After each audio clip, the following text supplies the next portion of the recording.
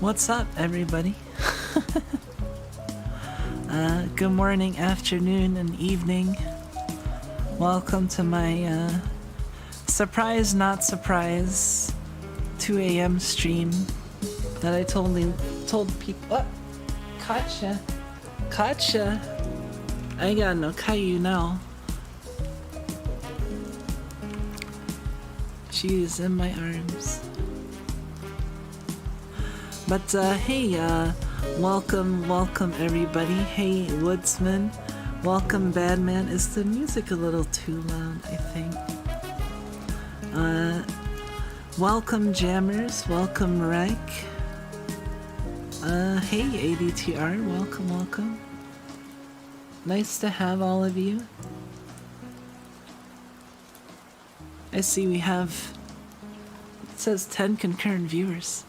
It says 7 on the graph, but 10 on the thing. But welcome to any lurkers that have come in, or anyone that just hasn't said hello yet, or is not going to say hello, because you just don't say hello in streams, and that's totally fine, because I'm totally like that. I mean, realistically, like, what percentage of streams do most people talk in? Even the people that do talk in streams often, you know, there's a fair amount that you're just gonna, like, you know, watch and not necessarily feel like talking, and that's fine too.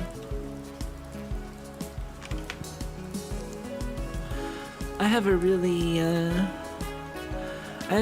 luscious Okayu in my arms right now. She's so great. She's so soft and like cuddly, you know. She doesn't really like squirm. She's just very like, she's just very solid. Like she's not at all like Nep is tense when I'm cradling her in my arms. Nep is kind of like tense, and I have to kind of like hold her really secure so she doesn't start protesting. Otherwise she'll start protesting. But a little bit. But Okayu, like, you know, I pick her up, and when she's in my arms, she's just completely docile. Like, she could practically fall asleep. She gets restless after a while, like, after maybe like 10-15 minutes of being in my arms, you know. But for a while, she can just be like really like her eyes are like getting like heavy. It looks like almost just as I'm holding her right now. Hello, Kimiko. Hope you're well rested before streaming. It's 2 a.m. in the States. I believe it's only 2 p.m. here in Southeast Asia. Yeah, it is 2 a.m. here right now. Yeah, because we had the finale. Well, it was really the finale was the last session that we had last Friday. The session we had today was more of a epilogue. We talked about what we did after the events of the finale, and after a year had passed, I only cried a little bit. I didn't cry too much tonight. It wasn't like the literal mountain of tissues that like last time was. This was a bit more subdued. There were a couple parts where I was really fighting back tears, but they were still dripping out. But mostly I was able to hold it in. It was a wrap party, yeah. We all brought like a bunch of different desserts, and like I brought a honeydew melon and some dragon's milk beer because of the Xanadu song, the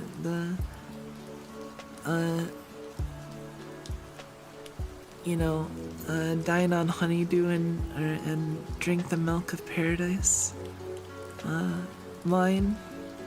So it was fitting. So I brought a honeydew and a dragon's milk thing. We also brought like some cupcakes and lemon poppy seed. Hey, welcome, Original Crit. Hope you had lots of fun with your campaign. It's hard to find a good group. Yeah, I'm really lucky to have the group that I have. Oh, okay, is starting to squirm. She's getting restless. Here, let me just give her a good cuddle before I let her go.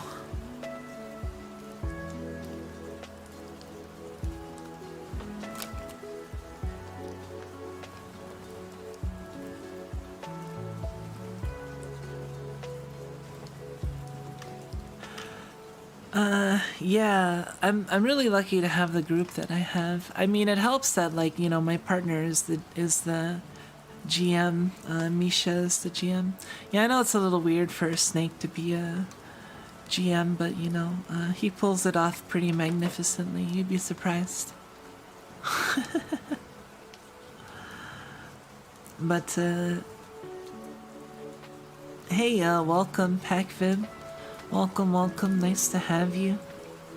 Oh man, it's I put it on random, but it just cycled to like the actual sad this is Yomichi Requiem of the Night Road.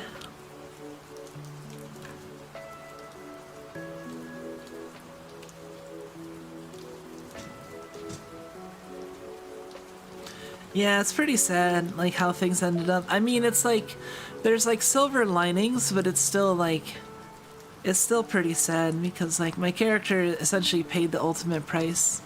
Now she's immortal, and she's stuck in paradise. Paradise is basically the size of a city that's in a demi-plane that's buried in caves of ice that are in the South Pole. But she's stuck there, and she's immortal, and... yeah, but like the party can like actually travel back and forth there and still like communicate with her, and like we made like a teleportation circle in like the nearby caves that they can come back and forth somewhat freely if they want to visit, so there's that silver lining, although like it's still like it's like being in a really cool but accessible jail, not all bad. Yeah, it is, but at the same time it's still sad because it's like I can't go out and I can't adventure with my... I mean, there's a certain amount of contentedness because like, yeah, we did save the world and I did accomplish my mission, and Reina didn't think that she was gonna come back anyway. So the fact that she's still like alive and aware is kind of like, she doesn't know what to think about that. She has to spend a lot of time thinking about that. I think she would eventually come to the conclusion that, like, it's really too early for her to say. Like, especially since, like, it doesn't feel, like, entirely real because... I mean, yeah, she did get her arms cut off and then grew them back, but, like... And the thing is that she's like really good at magic, and she's like an intuitive caster, like a bard. So she comes up with her own magic. So like she can like do like a lot of stuff from like where she is. Like she can already like communicate via sending. So she can basically like cell phone call anyone in the world. Well, not anyone, but like specifically people she's met before. But like, it wouldn't take too much to develop magic to like scry outward and other stuff, like, because she can cast like 8th level spells, and she'll probably eventually get to like 9th level spells by the time the year has passed,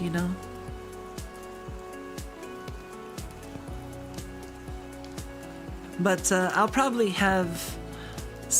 be able to justify having Wish, but I don't know like what all to... It's still kind of like, Misha said that he has like a way that he has ideas on how he's gonna wrap things up because the thing is that like we did the epilogue, yeah, But like someday down the line, like long time from now, many months or even a year or something, we're gonna pick up and have another session of like 1 year later, essentially, because like a year has passed and then like one of the characters is getting married. So we're supposed to do stuff then, and we're gonna have a session then, as kind of a, I don't know what's all gonna happen, but like Misha has ideas. But yeah, the epilogue to the epilogue, essentially. Yeah, epilogue part 2. And Misha has some ideas on how to wrap things up in a interesting way, and I've been really kind of like begging for like a happy ending, because these sorts of endings just sort of crush me a little bit, you know.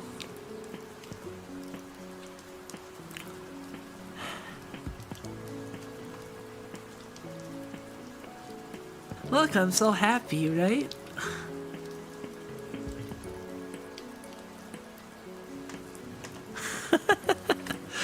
Somehow I feel like you can still tell that I'm not actually like there's a fakeness behind it, even though it's like still, I don't know.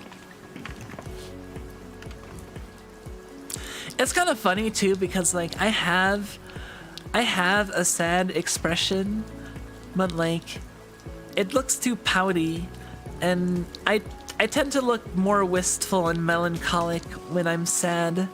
So like actually when my normal default face works better for that, because when I'm not smiling and I'm just kind of looking, it's kind of wistful, like.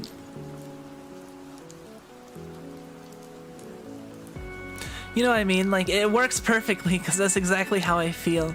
But like, see, if I activate sad mode, wait, let me make sure it's the right button. Yeah, see? I'm too pouty.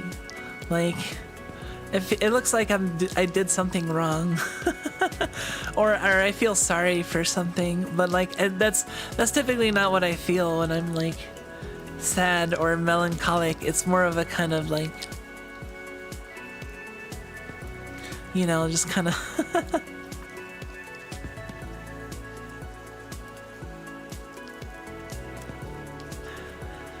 Your model looks pouty when sad, and your girl looks really silly when she's sad. Yeah, she looks like, doesn't she have like a really like frowny face? I don't know. I honestly like kind of want to talk to Suge Mama and see if I can like revamp my expressions a little bit, or maybe get some new ones, or I don't know, like do some updates and stuff. It's been a while since I've talked to her. I don't know if how busy she is, or how available for work she is, or if it would cost like way more money now that she's like, I don't know if she's like leveled up now. 1 second.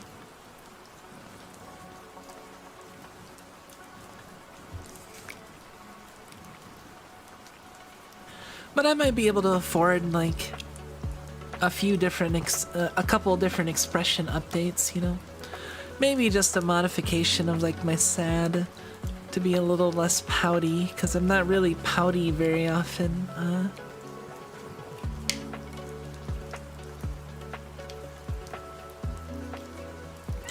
Let's see, who did I miss? Hey, Okayu. I missed, hey, welcome Dono and Gomhan, welcome. Nice to have you. I think that's everyone else. Yep. And anyone else that's lurking, welcome. Have you ever seen the game Rifts? My dad is running a campaign there, and I think I made a character that's a bit too powerful. Basically, my character can take 3 anti-attack rounds before hurting. Rifts, huh? I think I've heard of it.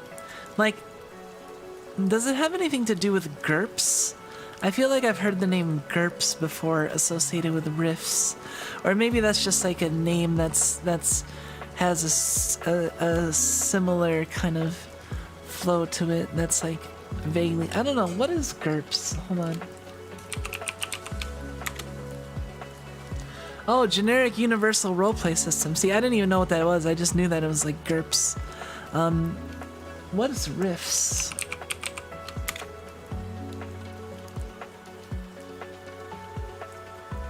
Rifts is a multi-genre role-playing game. Interesting.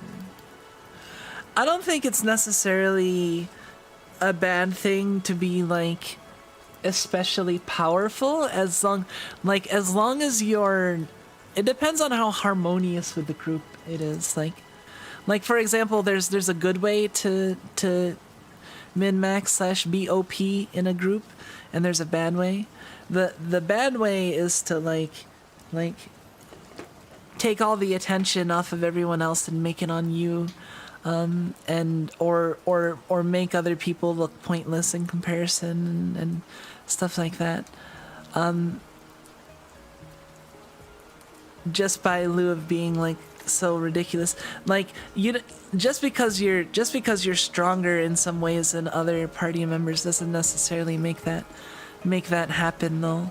And like you can, a better way to be OP is to like, you know, if you're supporting the party, like for example, I tend to play characters that are pretty powerful, I think, because I look into and I do research and I'm meticulous in my preparations, you know, so I tend to have pretty powerful characters just because I know I'm smart when I come to building them, right?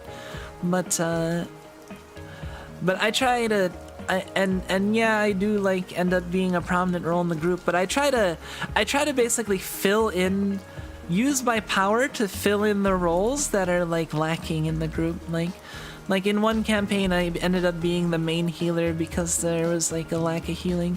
And actually in this D&D campaign, my character was like you know, had just kind of like you know, talented generalist that could do basically everything a little bit, and because she was a bard and she had a lot of different like assorted magic, and she came up with new magic to kind of fit the situation, and she intuited magic. She like learned it like out of the, you know, out of her mind, essentially out of her imagination. So she's very like intuitive with her, but she would like fill in, you know, she like using sending because we needed a way to communicate with people across long distances and also with each other, or the magic hut spell because we all needed shelter, or circle of healing because everyone needed healing a lot, and it helped us sustain for a lot longer to have a source of healing. Or what else? And I mean, bards, just with their inspiration, I was able to inspire other party members with free actions, and also yeah, there's a variety of things that I did. GURPS is like a skeleton for a lot of RPG sets, honestly. I guess I'm self-limiting by not using my plasma rifle and only using a wooden branch, but I have such a high strength stat that a regular wooden branch does mega damage. I mean, that's fair. Like, you don't have to be like min-max always. Like, see, I don't like min-max like hard. Like, I'll just play my preference to the best of its potential, is what I see. Like, I'll come up with an idea and I'll just try to go with it the best I can. It'll tend to be magic related because I like magic. But sounds like a good setting for me to throw rocks to kill people. Yeah, if you just wanted to like level up rock throw. I also nearly outwitted my dad when he tried to interrogate my character by not lying, but also not telling the truth. Wait, you tried.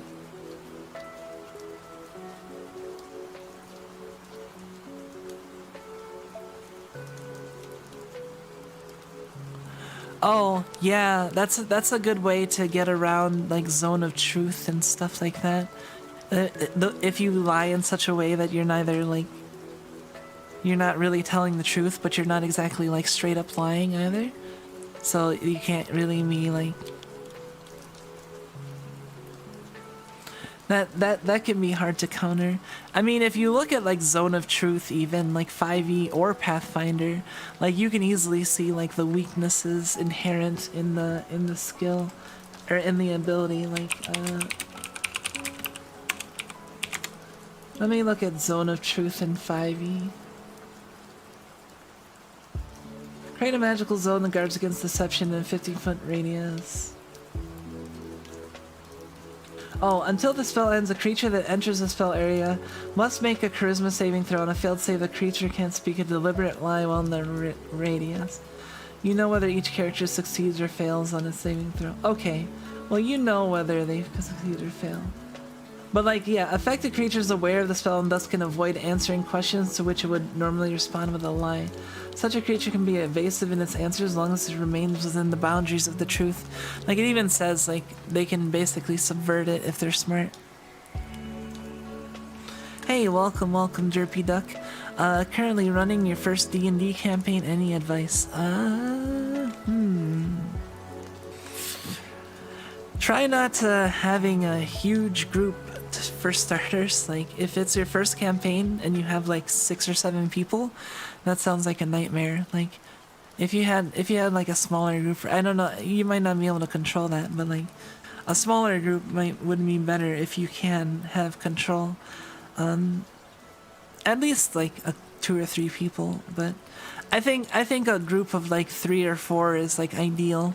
4 is, I think, the standard. Like, our group was 4 for a while, and then we added 2 more like a couple years in, and then we were 6 people for like the rest of the game.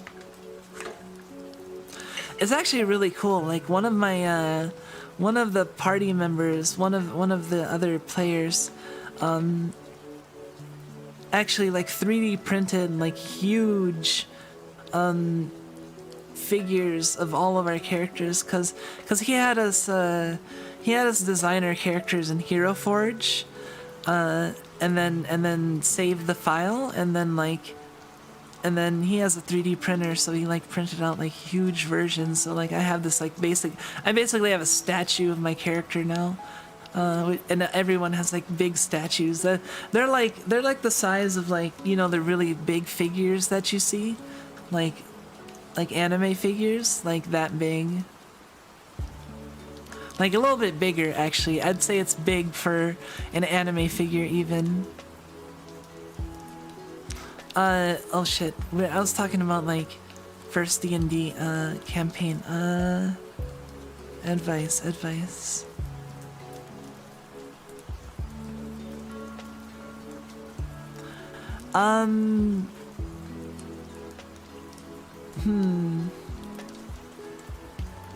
I don't know, try not to sweat the small stuff too much. Like, if you don't get it like perfect, there's a lot to keep track of, depending on what D&D you're playing. If you're playing like 5e, or if you're playing like Pathfinder or something, and not exactly D&D, like, it can be very different or a lot harder. Like, 5e is pretty much like about as easy as you can get, I think, in terms of like streamlined and friendly for beginners. Like, Pathfinder is like pretty complicated. There's a kind of a what do you call it, a skill curve, a learning curve with Pathfinder. 5e is a lot more friendly, but the campaign we played for this past like 4 or 5 years was 5e. It was fun. I like 5e, but like I'm looking forward to playing like different after playing that for like 4+ years. I wanna try out other systems. Like the next game we're gonna play is like Mage 20th anniversary. We're probably gonna do like a couple sessions of that, and then we might do some Delta Green, and then after that I don't know if we're gonna do like a bigger and longer campaign. Life-size figure. that would be kind of huge. And my character's not like miniature or anything, you know, like she's just a normal size half-elf bard. I forget exactly how tall she was, but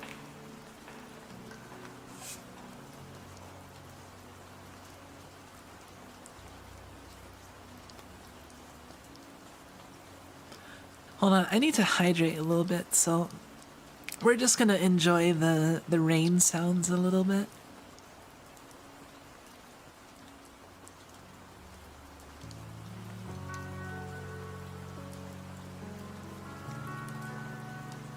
Wait, hold on, I got this. I'm gonna... Here, watch this, watch this.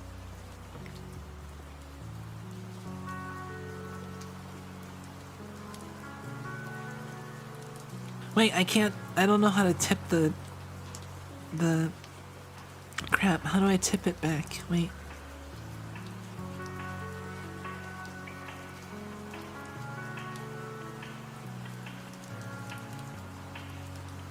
Hold on.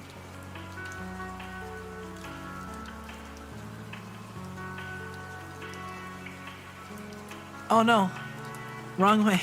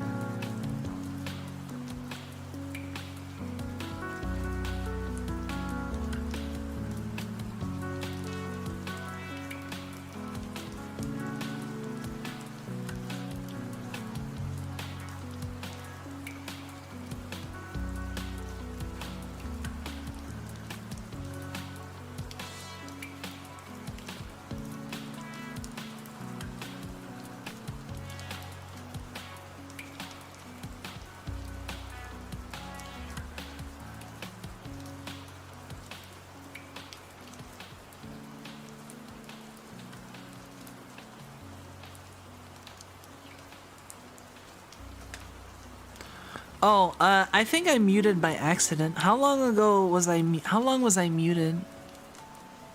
Crap. That was complete accident.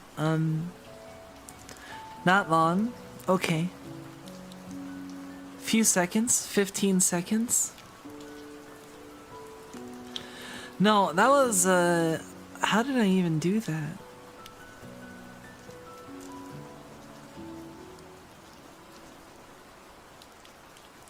Oh, you know what? It was probably when I like messed with the keyboard, because I think I hit...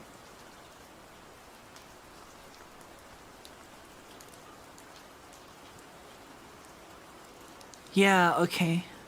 I still have my hotkey set up so that like minus is mute. So that's what would cause me to mute a little bit before, was I have hotkeys set up, and when I use the numpad, if I hit minus, then it'll mute. Hold on a second, it might freeze for a second. I'm opening the settings and for some reason it's very slow. I have to figure out what the issue is.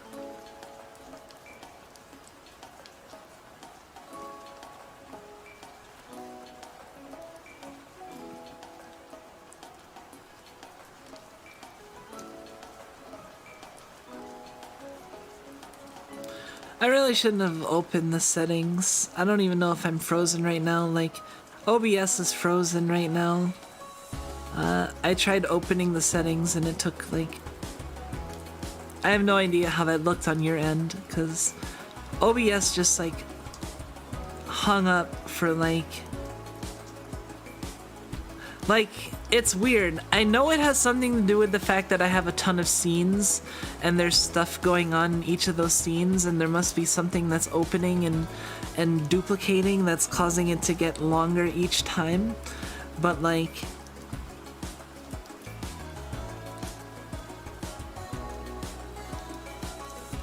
Oh, you know what? It might be this. It might be the fact that the hotkeys get progressively longer each time.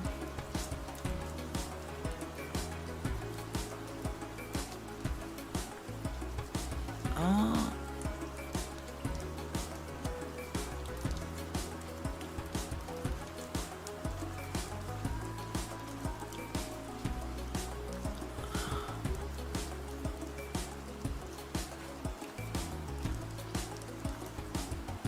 Where it is.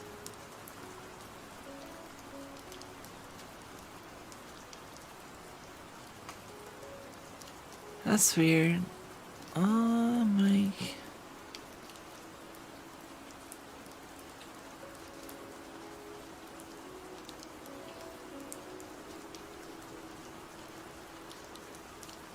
Oh, here we go.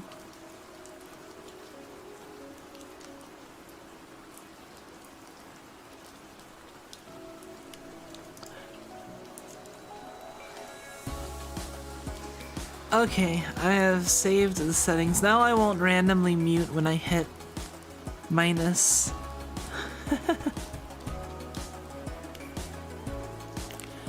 This is a good song. Let me see how my things are doing. It's kind of amazing to me that like my 2 a.m. or later streams end up being as popular as they are. I think they're actually more popular than my afternoon streams. I don't know. I thought those would be a little more popular, but then again, I did for like the first like 6 months of me streaming, I did stream like almost exclusively at like around this time, you know, around midnight or later. So I guess it makes sense that a lot of people would be around for that time. Honestly, it doesn't actually matter. There's people on YouTube at all times of the day. It's really just, is YouTube showing me to people? Like, that's a matter of, I mean, it shows me to some people, that's why I've been getting more numbers, but I also have like a solid amount of regulars. I don't know if I'll go the full stream this time, but we'll see. I mean, that's basically a given every time, because like you never know when I'm gonna stream like 12 hours. You can't guarantee that you're gonna be able to stay for all my streams all the time. I understand.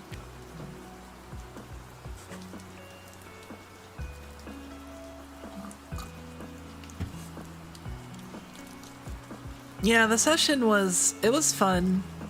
A little sad, but mostly fun, I'd say. Well, it was probably like... it was mostly fun, but like... I honestly, like, I was probably getting the most sad out of everybody. Like, I had the most sad moments. I mean, everyone still had, like, and people were more, like, happy and just enjoying each other's company, because we all get along really well, and we have a pretty good group. It's basically 7 of us, me, Misha, and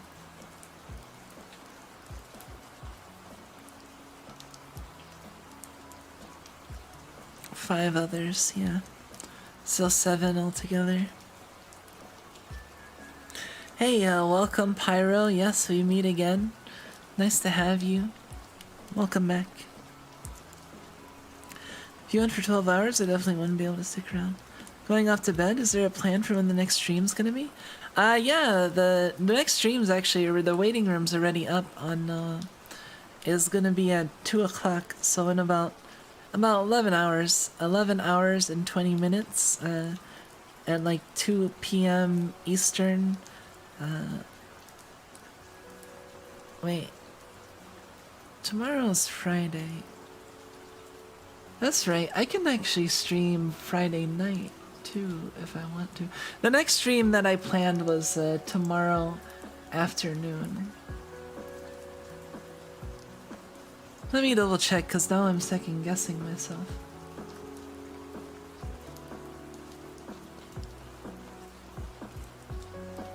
(8:19) 2 p.m. Yeah, in 11 hours and 20 minutes. I'll be streaming Yu-Gi-Oh! Master Duel. We'll be checking out the Duelist Cup before the Duelist Cup ends in like a few days.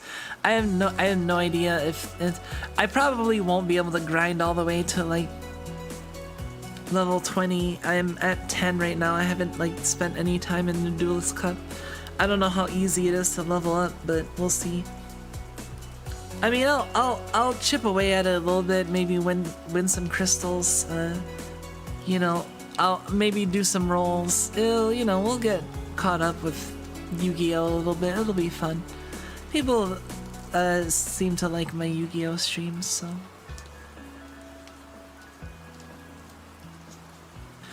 But yeah, and then besides that, I'm not really sure. I might do a stream Friday night, or I might just try to work on stuff, cause I've been kind of indulging in the streams lately. Like, I think I've been streaming like twice a day lately. Let me see. 10 hours ago, 1 day, 2 days, 3 days, 4 days, 4 days. Okay, so about like once a day, 1 to 2 times a day, basically. That's my general streaming. I don't really miss days that often, but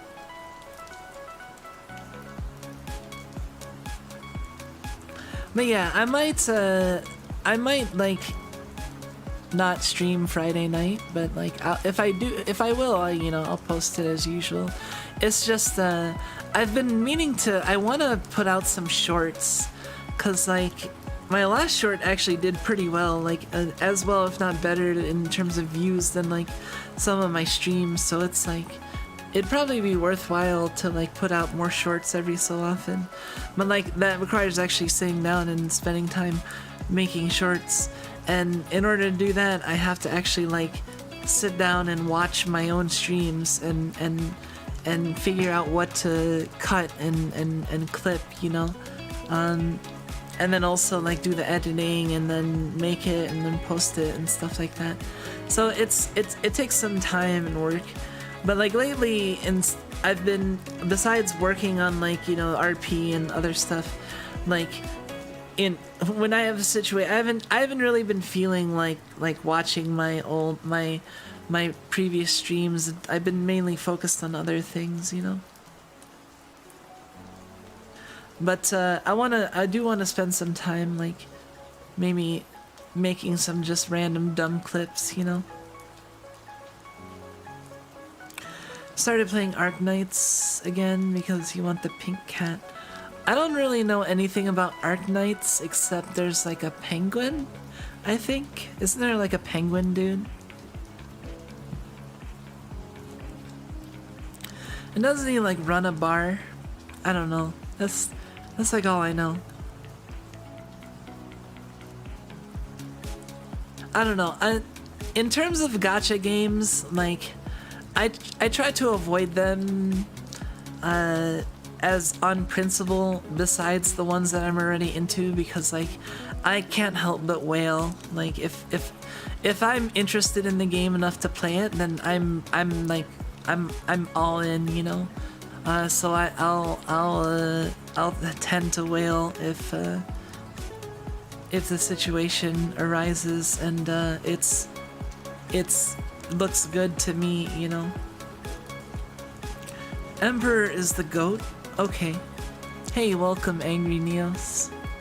Are you Angry Neos like the Yu-Gi-Oh card, like Destiny Hero Neos, isn't it? Isn't that one of them? Oh, you know what? We're gonna take a few minutes because I need to refill my drink, and I might have an Asakumi break as well, but shh. But yeah, I need to. My throat is getting a little scratchy, so give me a few minutes.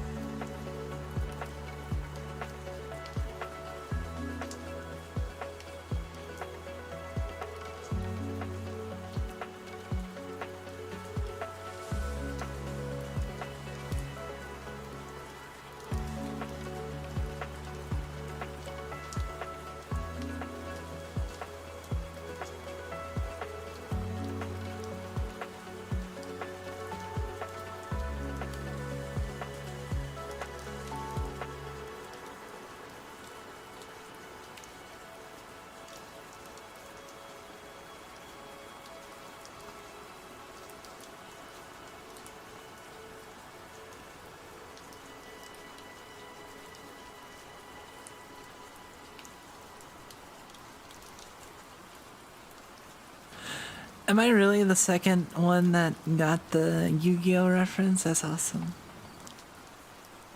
Cause I have only started playing Yu-Gi-Oh since like February, I think. You know, since Master Duel came out, basically, and so like I basically learned about Destiny Hero and like Neos and all the others like basically at the same time I'm learning about like all the modern cards, you know.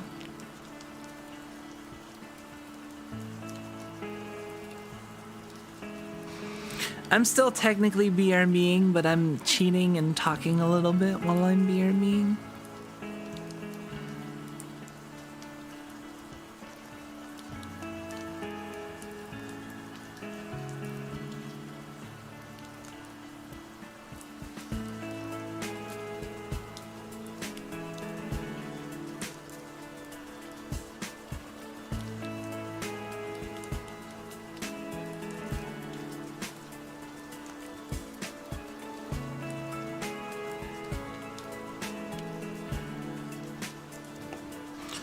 Almost back, but I still have to do a couple of things.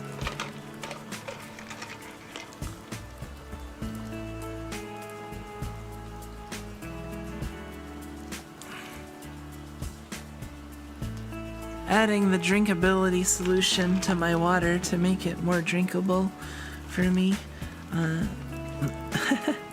I have Mio, which is this like acai berry storm.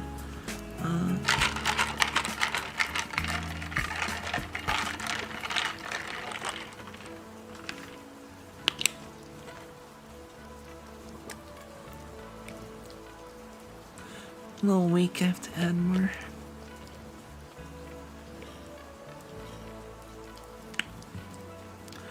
The nice thing is with the Mios is that they're just like, you know, they're basically like little bottles of like concentrated energy drink essentially that you just add to water, and they're very convenient. The other thing that I commonly drink to hydrate is like crystal light. The like peach tea and peach mango tea, and those type of like low 0-calorie iced tea beverages. Concentrated energy drink sounds like an awful time. It's not really like energy drink. It's energy drink in the same way that like vitamin water energy is energy drink. You know, it's not like energy. I mean, it has caffeine and B vitamins, trust me, but it's not like energy drink. I don't know. It's not as crazy as it sounds, I guess. Although I have a friend who just fucking drinks that shit straight up. It's crazy.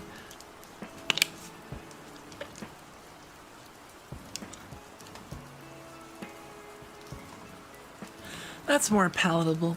It basically just adds a tang to the water that makes it more...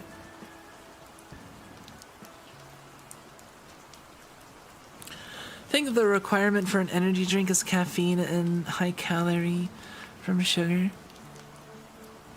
Well, what about like low carb energy drinks, like the lower 0 carb where they're like 0 calories? But because there's definitely like energy drinks that are 0 calories. Like I've had those low carb 0 carb monsters.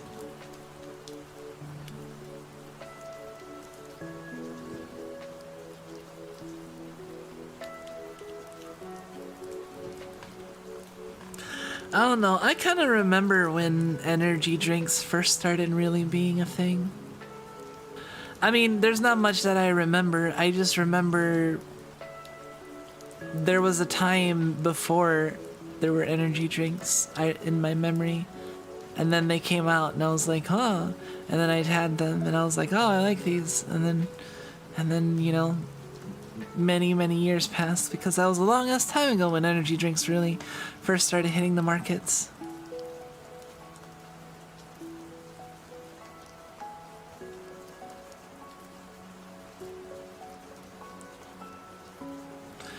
If they're 0 calories, then they don't really give you much energy.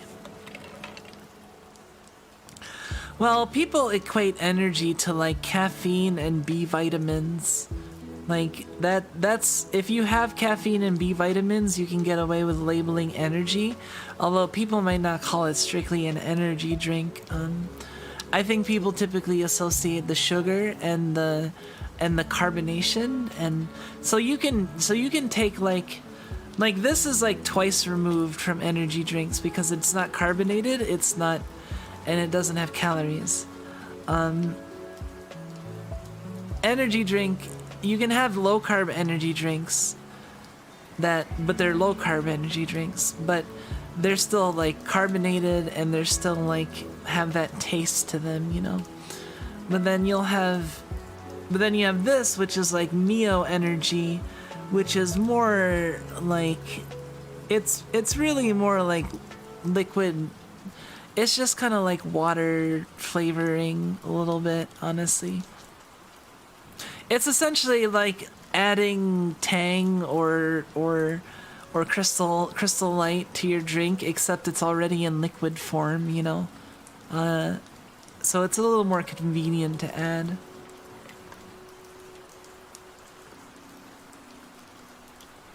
Addiction, yeah. Addiction is... I've definitely had my fair share of dealing with, I don't know. It's not... Addiction's not easy, but whatchamacallit? Caffeine is, one of those that's kind of like... It's hard for me to say if I'm actually, like, addicted to it, like... Because I'm not really strongly affected by it, but I do feel like if I don't have it, I might be better off when I do have a little bit of it sometimes.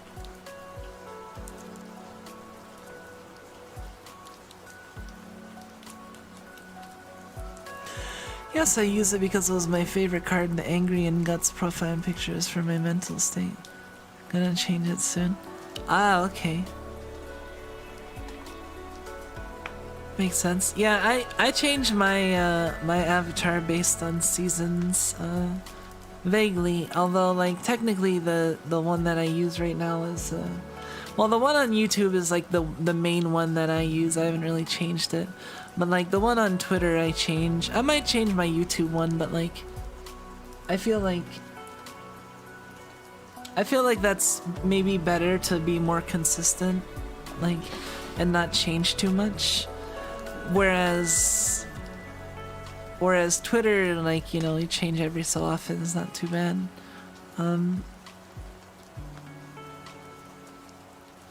I wonder which one's gonna get to 1,000 first. Is it gonna be my Twitter or is it gonna be my YouTube? Cause they're both like less than 10 away. Oh, like my Twitter's at 997, and my YouTube is at 990. So 990 and 997. So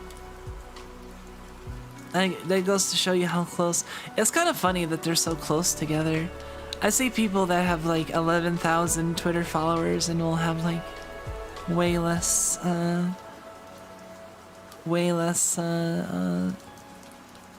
YouTube subs. But then again, there's a lot of people that are just more tweeters versus streamers.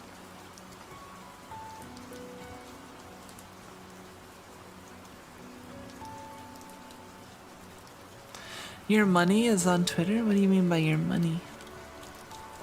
Hey, welcome, Epan. I'm not sure if I pronounced that right, but welcome. Nice to have you. We're just kind of chilling out here. Let me take down this BRB because it's not really applicable now. Although I might. Not into energy drinks, but cannot live without my morning coffee money on Twitter. All your money is on Twitter. I mean, if I was gonna put money on it, I'd put money on Twitter probably too, because it's only 3 away. And honestly, like my the recent art that I've posted has really like bolstered things like that. Like my streams have been popping off on YouTube, and that's been bolstering my numbers. But then on Twitter, like I've been posting some stuff that a lot of people have been circulating, so that's been also kind of buffing that. So they've been kind of neck and neck. But YouTube, my YouTube subs used to be like way behind my Twitter followers. Like it used to be like I was like 100 or more behind, and then YouTube closed the gap as we got closer to 1,000.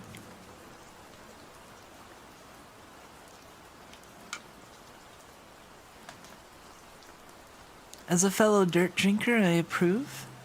Yuki Yamaza, welcome, welcome. Nice to have you, Yuki.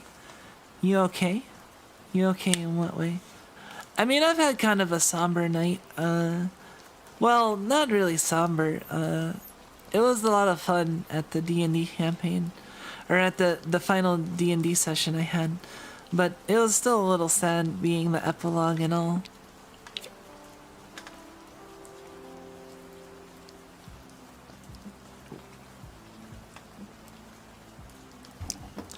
You say spirit Kumiko? What? Spirit Kumiko. I mean, my character did kind of become immortal and can kind of communicate from another plane, but no, I don't really play Minecraft. I don't like Minecraft that much. I've played Minecraft a decent amount, and I'm kind of tired of it, and it's not really that interesting to me. If I had like a big group, if I was in like an agency and everyone was playing it, I might play it. But like just by myself or anything, it's not really, I don't really have any interest. I'd rather play other games. Like I'd rather play Satisfactory any day.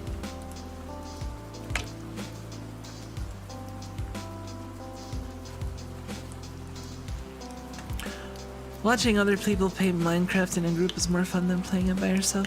Yeah, it totally is. I think it's more fun by yourself if you're like speedrunning it. Like I saw Fauna like was doing some fun stuff with like solo Minecraft, but that was like speedrun related stuff. Yeah, doing stuff in group is more fun in Minecraft.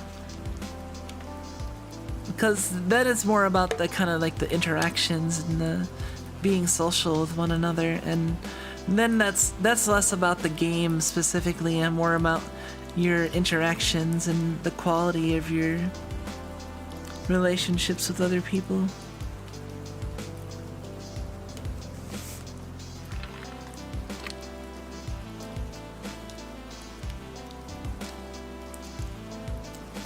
Honestly, like the Minecraft like combat is not really that like, I don't know, like Minecraft is fun and all, and I can totally see how people have kind of gotten into it and have definitely like gotten into it hard, you know. But to me it's like, I don't know, I'm not really like super motivated to get into it because there's just so many other games out there, you know. It's like what I was talking about before about gacha games. Like the reason I don't get into gacha in general is because, well, I'll whale if I have the chance.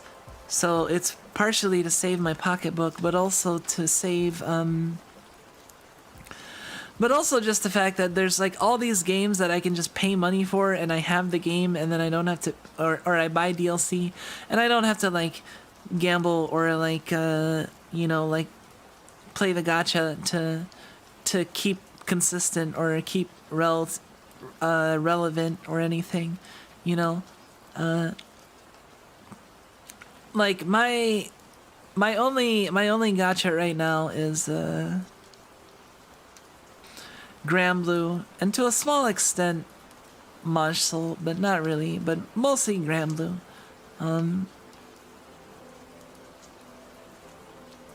Minecraft screen work better with a group, really. Not gambling is definitely preferable. Like I said, it's not really like, I don't really consider it gambling. It shares similarities with gambling, but like, real gambling is this sort of stuff where you lose houses over it. Trust me, I know. But, have you tried a new game called Tower of Fantasy? I feel like I've heard somebody mention it before, but like I said, if it's a gacha game or a mobile game, I'm probably not gonna check it out. Just because I'm avoiding gacha games on principle. Like, I like Toho a lot, and Toho came out with a gacha game, and I avoided that like the plague because I don't want to mix Toho and gacha. And additionally, on top of not even wanting to do gacha in general, and also like I have all these Toho fan games and real Toho games that I haven't played enough of. So like, why am I gonna play a gacha game that has like worse gameplay than a real game, and also have like mechanics that involve like having to play gacha and get your characters and stuff? It's like, it doesn't even make sense. I play like 5 gachas, and you can free to play almost every single one of them. You can free to play anything, but the question is, can you, like, will you? Depending on the type of person you are, you can or you cannot. I cannot play 5 gacha games and be free to play in them. If I'm playing a gacha game and I'm serious about it, I'm not gonna be free to play. I'm probably not gonna be free to play for very long, because that's just how I am, honestly. Like, I don't mind spending some amount of money on that sort of thing. If I'm gonna get invested in a game, if I'm not gonna get invested in a game, I don't want to bother. So I'm not gonna play 5 gacha games free to play, because why are you gonna play free to play? Why not play a real game that you're not gimped by, like, playing like by playing free to play? Like, play a game that like you just pay for, and like the gameplay in gacha games, like maybe Genshin. I hear Genshin is basically like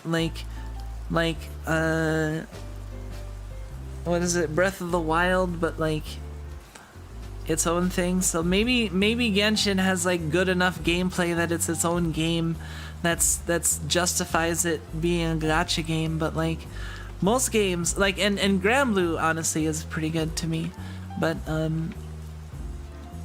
like FGO is kind of like, man, I don't know, the gameplay in FGO is kind of, I played FGO for years, and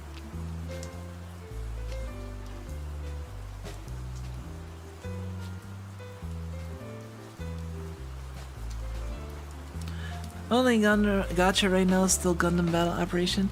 Didn't you lose your Gundam Battle Operation account, or did you make a new one or something? I think that someone answered a Genshin Impact. What is someone's answer? Tower of Fantasy answered a Genshin Impact? Don't listen to those people. Genshin is grindy as all hell. Oh, I can imagine Genshin is grindy. I mean, like, in order to have, like, you can't have a game like that that's not grindy and like expect people to be constantly playing it. I mean, Granblue has endless grind, and I appreciate that aspect of Granblue, so I can't even like fault a game specifically just because it has a lot of grind to it. Cause one of my favorite websites is The Grind Over. What happens when the grind's over? Oh, you don't know? That's when the grind begins. Grind life.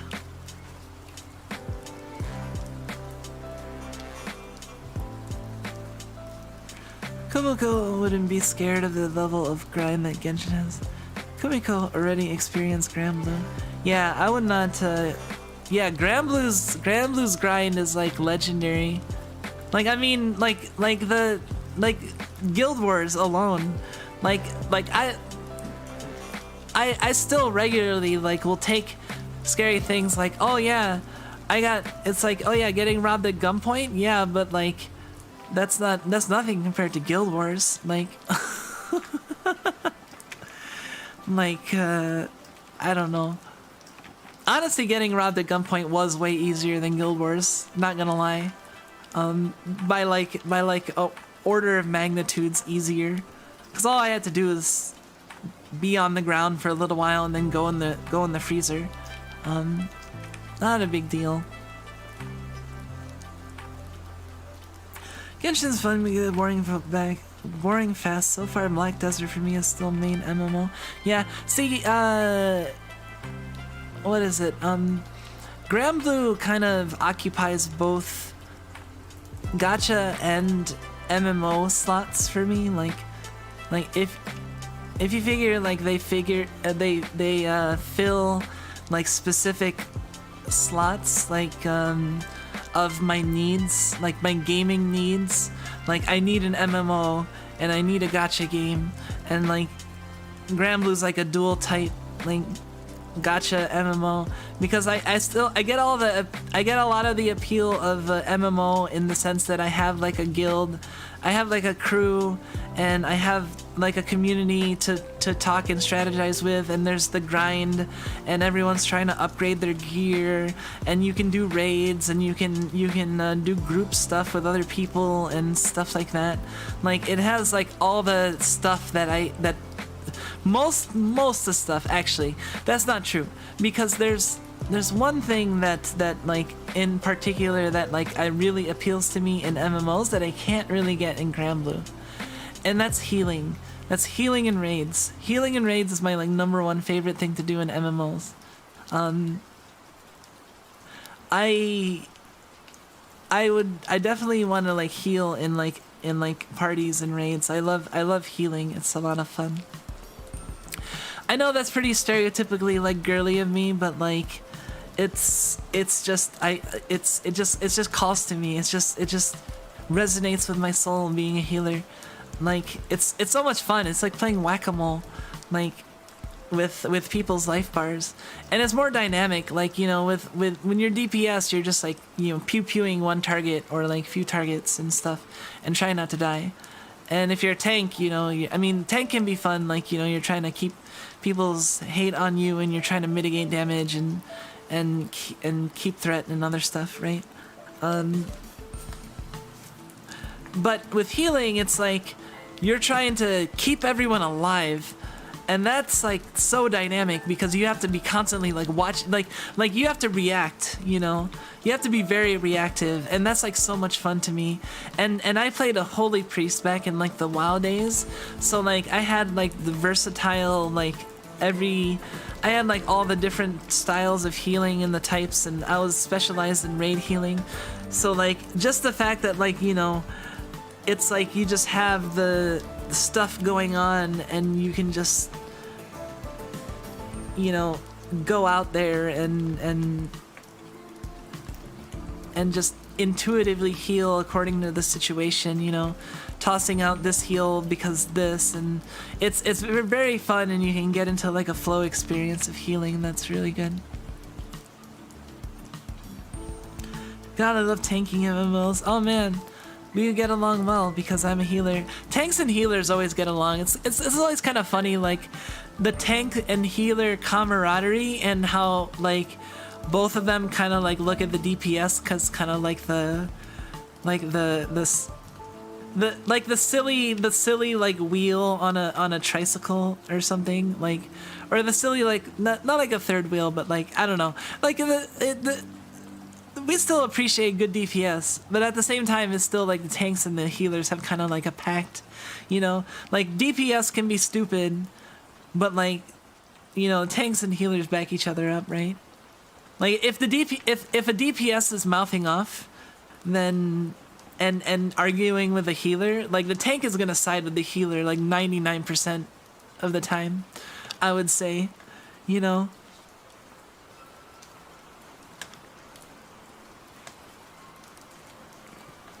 like find me a tank that wouldn't back up their healer. If the healer was like keeping them alive, like if the healer was like shit and like everyone was dying constantly, like maybe the tank would be annoyed. But like if the healer was keeping people alive and the DPS started bitching about the healer, like you're gonna side with the healer. Like I don't know. I think I was pretty good at what I did. I was generally one of the most like more, if not most valued healers in like my guild. I was like one of the main raid healers, you know. And I could do like anything in a pinch, honestly. Like I could do main tank healing, but like the druids were better, and I think the shamans were a little bit better at with chain heal, I think. With certain types of AoE healing, but like holy priests could do like everything. Like pretty good at main tank healing, pretty good at raid healing, pretty good at you know, spot healing, general sustain, you know, that sort of thing. Hey, welcome, Rubbish Soldier. Nice to have you. Let me. I have to look up and see what I've missed now. Let's see. Gacha's only really engaging if you really enjoy collecting and scratch a certain itch if you enjoy that sort of progression. That is true. Like I feel like I've been keeping up with Granblue, and like I don't know. It is satisfying, even though it can be costly sometimes. And I normally don't really get into collecting like too much. I try to avoid that, but like when I do, I can appreciate the collecting. There are various reasons that FGO, the characters and story, Arknight's gameplay and aesthetics, Genshin fun gameplay, Azure Lane, Booba. I hear a lot of people Azure Lane for the Booba. FGO, like, man, I had a lot of 5 stars. And a lot of like MP, like I had MP5 Okitan, Okita Alter, MP5. I had her NP4 like really luckily. I didn't even roll that much on that banner, and I got her like MP4 like really quickly. I wanted to get her at least MP2, and then I rolled a little bit more on the banner, and I ended up getting her MP4. And then I rolled her like a 5th time on like a GSSR banner. And that's how I got her MP5. That's my one MP5 5-star. But and then I had like Jack MP3 and like Ishtar MP2, and I had a lot of like MP plus. Having the thing is in FGO, like having the MP2 and higher servants is really good. Like the additional damage boost on the Noble Phantasm can really like make the difference in your farming setups, which is really like what it boils down to in FGO. It's like, how good is your farming setup? Can you save enough turns? Although thanks to Fate Automata, things got really easy in FGO. It's just to the point of like I don't even feel like idling. It's an idle game at this point, because Fate Automata makes it so that you just program it and then you let it run. And the reason they haven't clamped down on it is because it's not like the game is competitive, so there's no reason to stop people from using that. It's not really botting. It's just it automates things, you know. But yeah, if you play FGO and you haven't heard of it, Fate Grand Automata, search for it. Definitely, it'll save you some. If you've ever done boxing manually, and get Fate Grand Automata and then box again, and you'll thank me so much. Cause like at that, I was easily doing like 100+ boxes because I was just like letting the game run and I was farming it and stuff. Spent all my apples, and then like even was spending quartz for apples.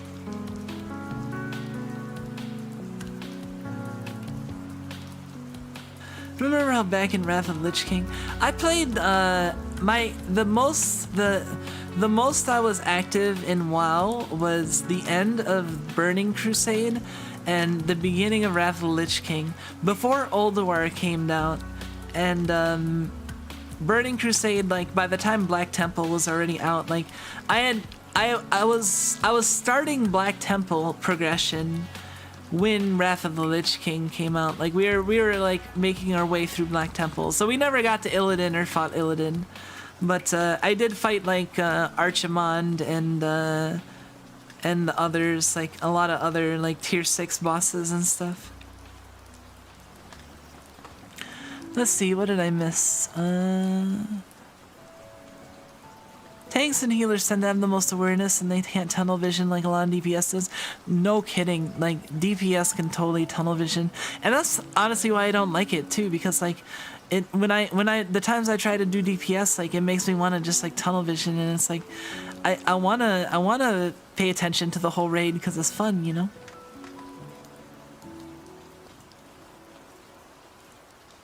Used to play WoW as a Draenei Shaman and dual spec to heal, and was up there in number for healing in my guild.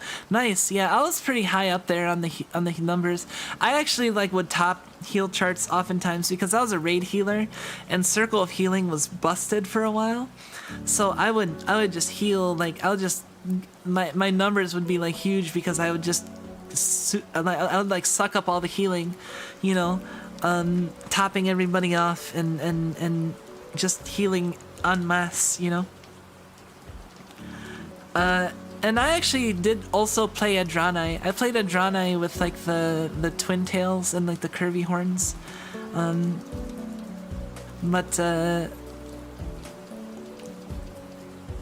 Yeah, and I was a holy priest for a long time, and then I eventually like I think became a panda and joined Horde to play with some other friends like many time later. I started playing like late in Mists of Pandaren and stuff again, and I did some raiding there.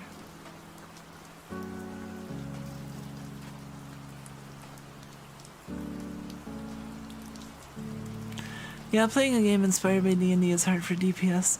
I have min-max road and never it's still hard to find dungeon.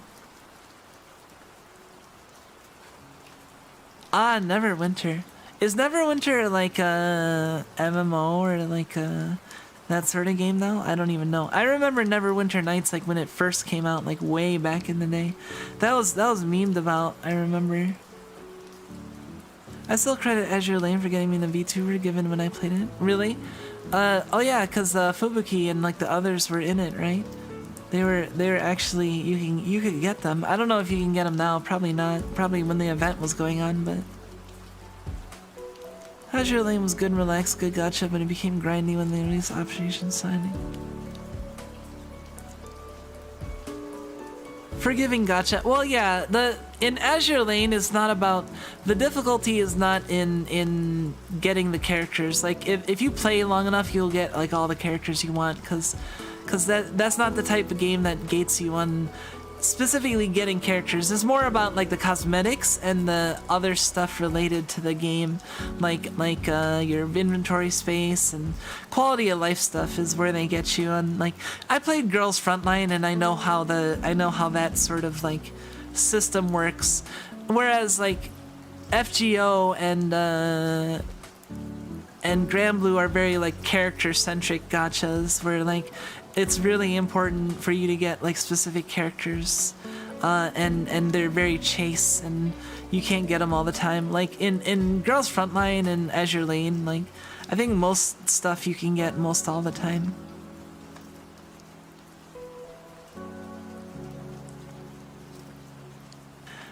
Let's see, buffed healer shamans. Oh man, I remember when they buffed Prayer of Healing, and that was insane. It was just you could Circle of Healing, no, not Prayer of Healing. I think it makes Hatsune Miku and general internet professionals would allow me to really get into VTubers. Yeah, I don't know what caused me to get into VTubers. It was watching Kizuna Ai a little bit at first, and then like.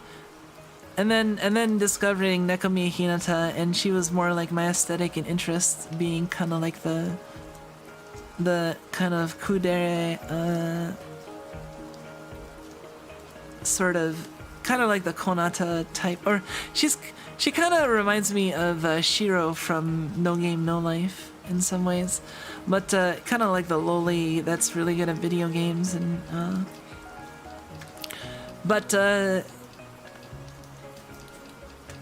when they were like out, I was like, I thought VTubing was interesting, but it still seemed way out of reach because, you know, they were doing like full 3D setups with like body tracking, and not until like Corona came around with like just the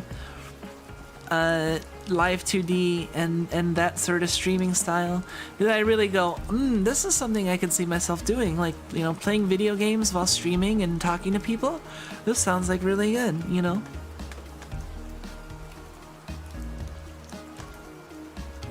Have terror to third-party applications because I know people got banned for it. Oh, what third-party application are we talking about? Depending on... Fate Grand Automata is not really something you can easily get banned for, I think. That's going to be one of the more safer ones, if not the most safe. Like Misha has been using Fate Grand Automata for like a year plus now, more, and hasn't had no problems. Because it's not really like... You're not really like cheating. You're just having the game...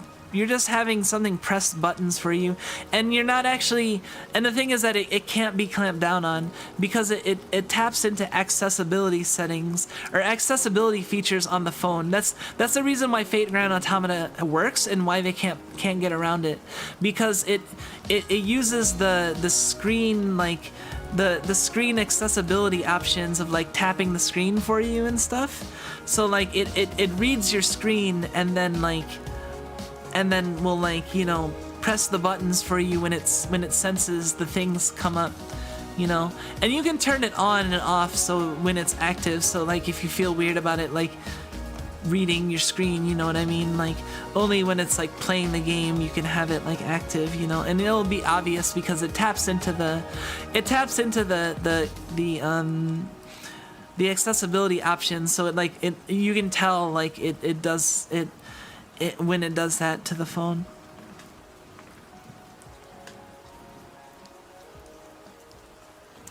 My own mentality for a tank has always been, how can I contribute time as a resource? How do I trade my health value for my team's DPS?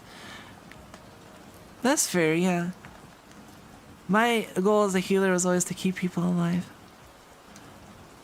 You managed to get all of them? You have the entire VTuber squad in Azure Lane? Oh, nice. I love Warframe because you being a tank, a healer, and DPS at the same time. Really? Is it a traditional type of game, or is it more like individual? Like, do you actually have party? Is Warframe a MMO? I don't know anything about Warframe.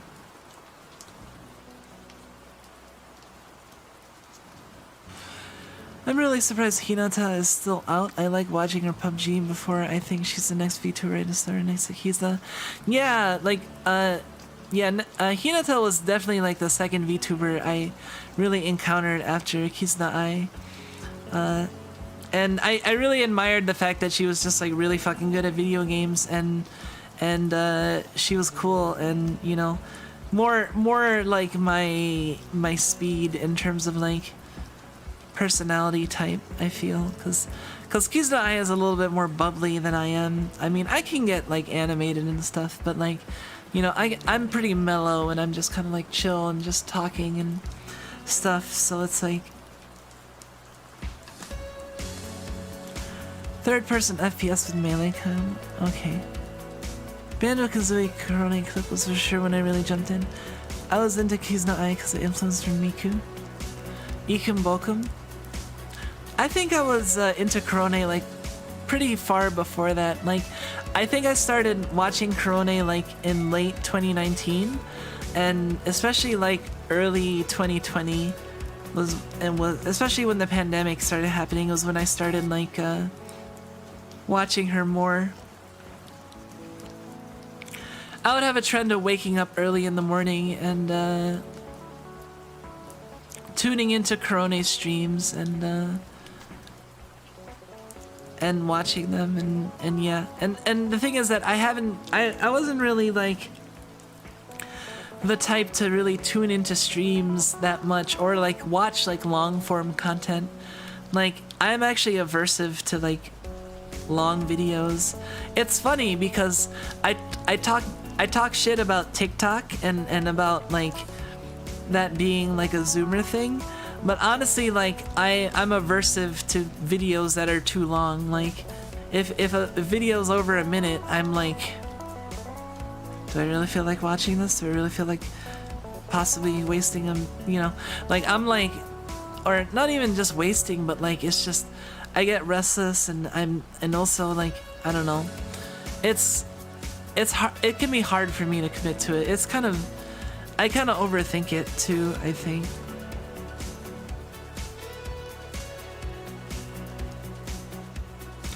Remember some months in the lockdown I got recommended a Miko clip and it became a snowball in a rabbit hole?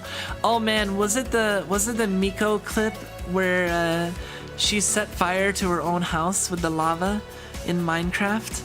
Cause that's the first Miko clip I ever saw, and that totally, that cracked me the fuck up. That was so funny.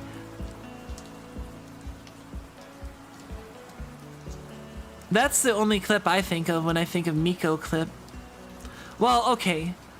There's two. There's the one from the San Andreas, I think the one. And I remember a couple of funny clips from when she was playing what was it, A Way Out with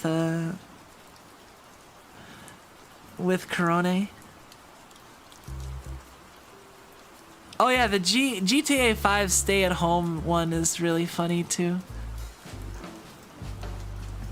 Miko is like honestly, like, I wouldn't say she's underappreciated, because like underappreciated relative to who, right? But like Miko is like definitely like really cool, and I do appreciate her, and I honestly, like, I don't really talk about her much, and I haven't really like been checking her out much like lately, but like I do respect like a lot of the stuff that she's done and like her content, and I think she's really cool, like her personality and just like and how she is, like how she gets along with like other VTubers like Corone and stuff. I think it's pretty cool. And I also think it's just hilarious how she is with like like how she set her house on fire.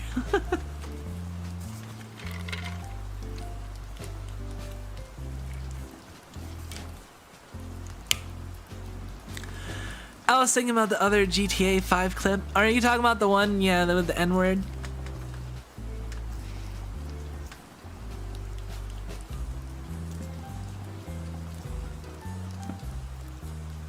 I can dig that. I'm the sort to watch a lot of long-form content because I can digest a lot of that info and go into rabbit holes and stuff. Honestly, like, I've been enjoying like hanging out with smaller streamers, and like I can totally see the appeal and why people like to hang out with me in some ways, because I do like to hang out with other like smaller streamers sometimes and just chat and stuff. Not even small streamer. I do tend towards like agency VTubers. Like I've been watching a fair bit of I've been checking out like Prism Project and Phase Connect lately a fair bit, in addition to various indies. And also the Hollow Tempest guys have been great. I love all of them, especially Vesper Noir is like total boomer energy, and I'm very proud of him. Extremely proud.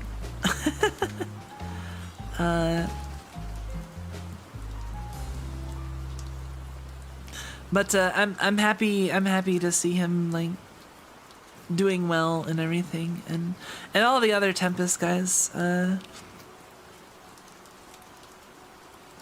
It's like, honestly, I don't know. They have really good chemistry. It works really well, and yeah, they all seem pretty great, and like, I don't know. And on a completely unrelated note to any of this stuff, I'm really looking forward to Hell's Kitchen. I really hope I hear back from Hell's Kitchen, because as you know, I I may not look it, and I may not, I may just do a little bit of cooking at home, but I'm trying out for Hell's Kitchen. Or maybe I should have tried out for Kitchen Nightmares instead, but... No, but, people know that that might not be Hell's Kitchen and might be, yeah, but, Hell's Kitchen seems to have a pretty rigorous entry process. I mean, wouldn't you think so? Like, I mean, they have like, can you imagine a lot of people want to get into Hell's Kitchen, right? Like, and they don't just take anybody, you know. People in Hell's Kitchen, like they're like executive chefs, sous chefs, like the thing is that like in like Master Chef, like Ramsay's not nearly as mean as he is on like Hell's Kitchen, because in Hell's Kitchen they're supposed to be like professional chefs, you know. He holds them to higher standards, so if they fuck up, it's like, why aren't you doing this right, you know? But yeah, like I would love to, like, cause honestly, like, while I'm happy with the cooking that I do at home, I think I do very fulfilling cooking at home, you know. You guys might appreciate that sort of cooking to my cooking, but you know, I dream of doing cooking for Hell's Kitchen one day.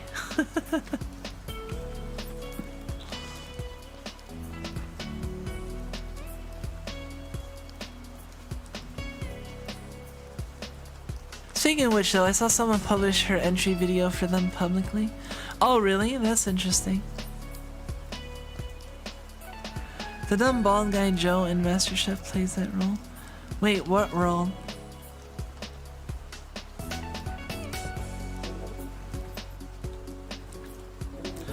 Hold on a second. I muted myself last time I did it, but let me hold on.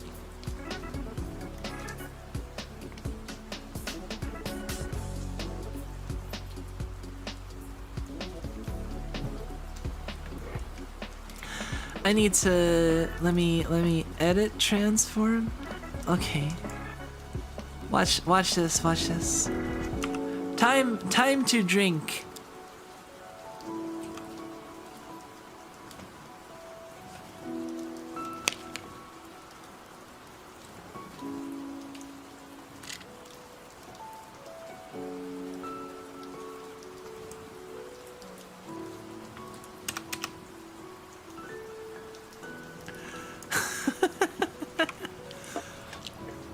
See? It works perfectly.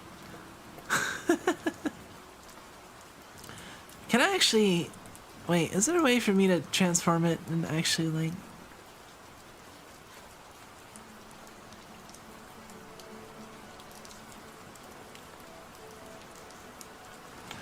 I don't know how to rotate it, like, freely.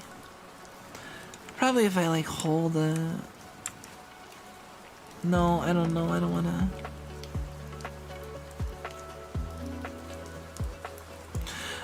I can only rotate it by like changing the number, so it's like, so I have to be like -45. Oops, I'm rotating something else. Oh, that's the bonfire.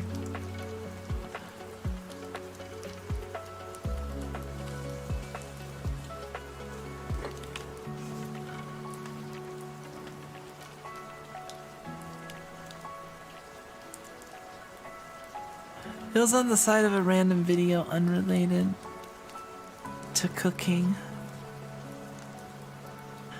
Ah, okay. Interesting. I would be interested in seeing like the entry video for like Kitchen Nightmares, honestly. That seems pretty interesting. I've always wondered just like to what extent they how much they get into it, cause like you think like, man, how some of these people are so like closed-minded and like stupid, like how are they gonna let other people talk behind their back and send it in. Like they're gonna watch the whole thing and they're gonna be pissed if like they hear other people talking shit about them. Like how do they get away with, like, you know what I mean? Like because like you'd imagine there'd be like a lot of people that would like just send glowing reviews of themselves, right? Process of and another thing that I was really curious about is, I don't know if you're familiar with Hell's Kitchen, but like they do the thing where, like, you know, they're going through the Hell's Kitchen and they'll constantly like they'll constantly cut to like the contestants.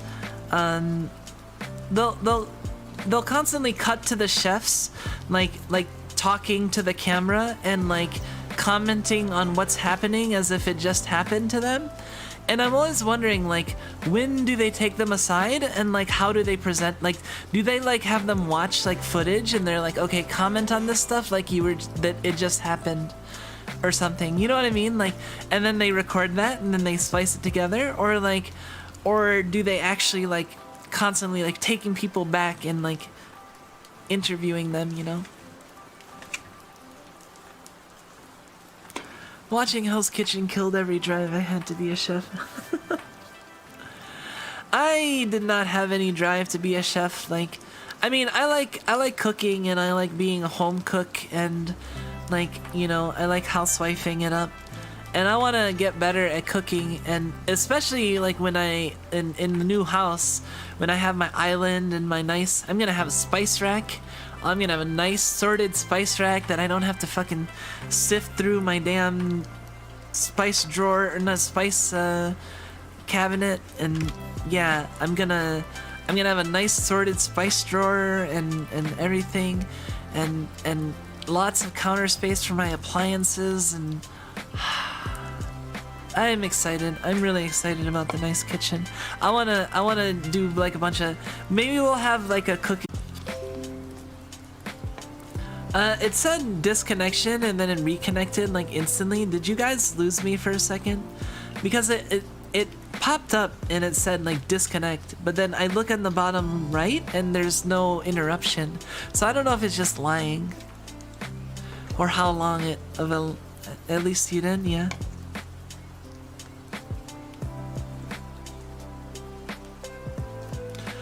Hell's Kitchen executives got me, oh no. What do you mean by like a reaction setup? Oh, like, yeah, the reaction setup, like how they set it up, like do they I would imagine like they can't just be like, okay, what do you remember, like comment on it, cuz no one has memory that good. So they probably like take the footage that they took and cut it together into like a, you know, a footage for the people, for the chefs, and it wouldn't look anything like an actual Hell's Kitchen episode. It would be like mostly raw footage of like what happened, like the actual stuff that happened like during the day, you know. And I'd imagine like they'd have somebody like the interviewer, and they'd have the footage, and they'd have the person watch it, and they'd be like, okay, just comment on it as it's happening, you know. Or you watch it, and you can pause it at any time and just start commenting. And that would be like the easiest way, I think, like, because if the people were watching the footage of it happening, they could instantly refresh in their mind, like, oh yeah, this is what I was thinking when that happened, you know.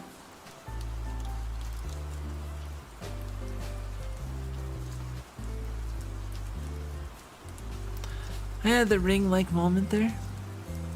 I don't know. I kind of wanted to, like, when I was in high school, I actually took like a vocational course in like cooking. I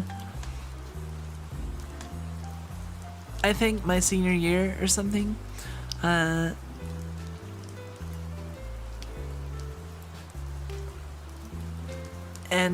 it was fun, and I kind of and I thought for a little bit like, oh, maybe I can go into culinary, but like I didn't, because like the job prospects and the the money prospects. Like, a lot of stuff that I kind of was interested in, part of the I avoided because I wasn't into it enough to compensate for the fact that it wasn't like make a lot, you know, or whatever. Like, and I was aversive to getting into creative stuff because I didn't trust my creative abilities or my ability to like learn a creative skill and trust my creativity to pay my way, you know. Now I feel like I can kind of I feel like I want to be a content creator going forward, you know. I want to keep on being a VTuber, and I want to make more interesting stuff and live up to the VTubers I admire, you know, and do stuff on the level of them someday.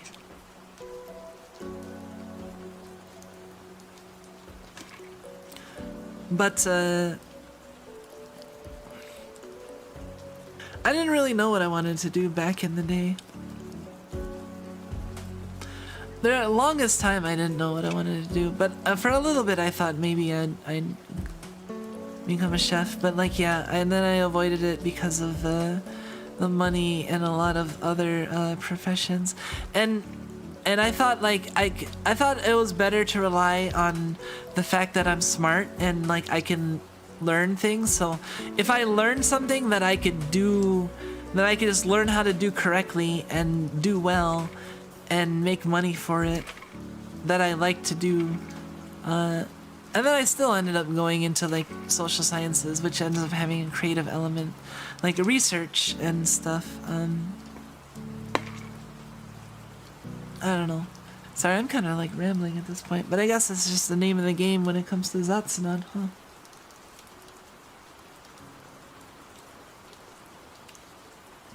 How are you doing? We have a solid, we've been going solid number of people. Thank you guys for keeping me company. It's been good. Although I'm starting to get a little tired, I might end pretty soon because it is almost 4 a.m. and I didn't take an Asakumi break. I was going to, but I didn't end up doing it. What's up? Am I interested in trying another fighting game? Maybe, depending on the fighting game. Hard to say because money is a little bit tight for me right now until next month maybe. So I don't know if I'm ready to like purchase a full fighting game depending on... I'm glad we have this stream, so it's groovy hanging out. It is fun. I'm glad people don't get sick of my streaming too much. You don't have to come to all of my streams if you are getting tired of me. Don't force yourself. I don't want anyone to force themselves and then start to hate me because I stream too much. Certain people that might feel obligated to make all of my streams. This is the point where you say I feel attacked. Madman.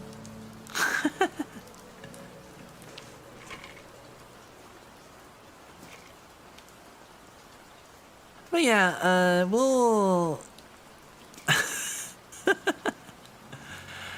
yeah. Still, it was fun, honestly.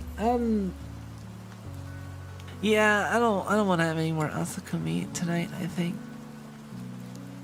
I'm kind of tired, and I already am streaming tomorrow. It's like I streamed earlier as well, and then I had the game and stuff. I think I'm just gonna lie down after the stream too. Normally I stay up for a little bit after stream. I might not stay up too long, so... Nani? You have to do the, Nani? Nani? I can kind of do it.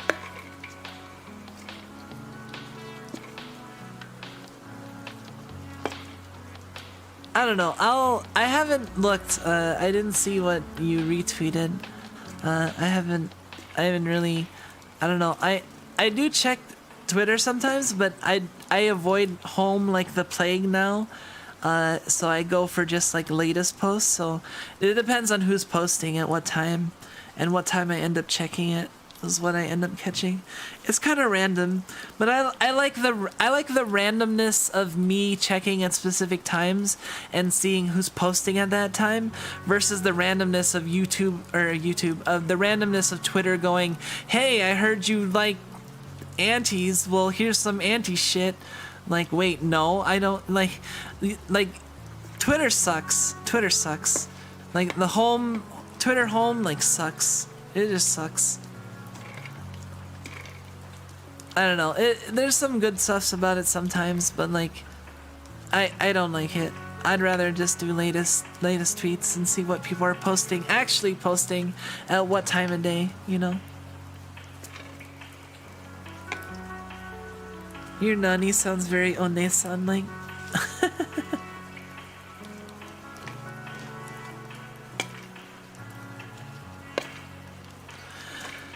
What, do you expect me to do the very guttural,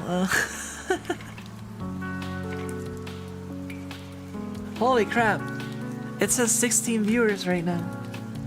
But the graph only says 12. What the fuck gives? You lying to me, graph?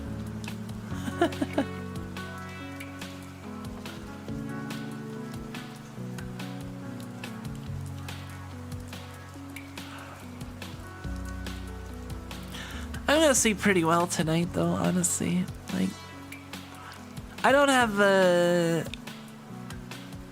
to get up particularly early.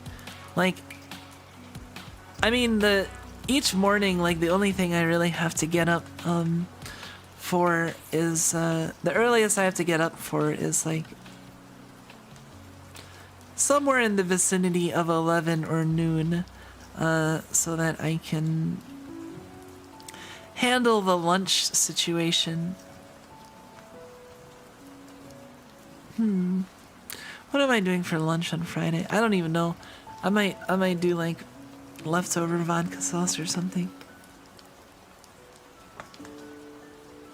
Twitter is a place I go to look at trash. I try not to expect anything else. Do you consider like my post trash?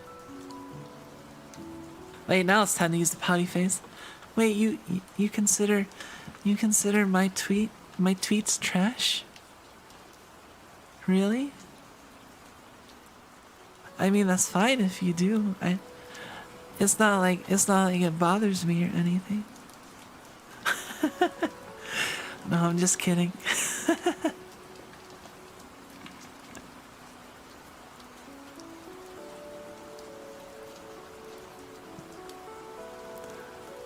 I'm glad it's not me getting the treatment. Whoops, I'm sorry. Am I known for that now? I really enjoy this impromptu like rain setup that I set up. I don't know. It's nice, and the constant rain noises is it's been very comforting, honestly. That's what I like about ASMR. It's comforting to the ears. You know, like white noise can be, you know. Honestly, too much silence can bother me.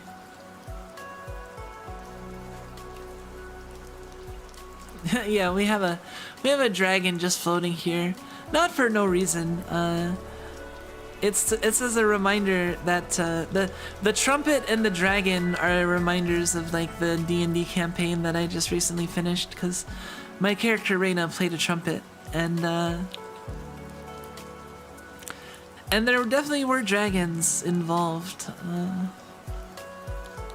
We didn't have like a dragon as a final boss, although one of our party members is a dragonkin, and one of the Temple of Apollo main people was dragonkin as well, but he's dead.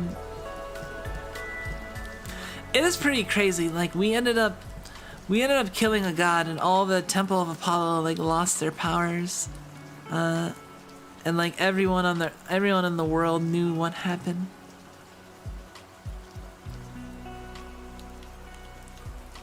I'm one of those people who get kicked out of hard, awkward silence, mainly see other people's reactions. I can appreciate that. That's an interesting. Honestly, like there's a part of me that's always gonna be an observer, you know? Like growing up I was always kind of like an observer type. Like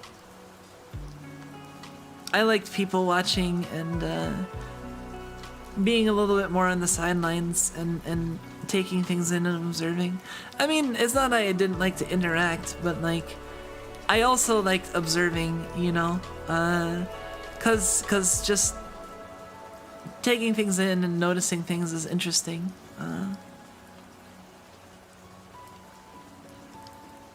Things on screen are neat, makes it feel homey. Yeah.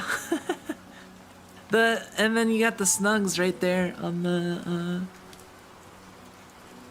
the ground over there in the bottom right.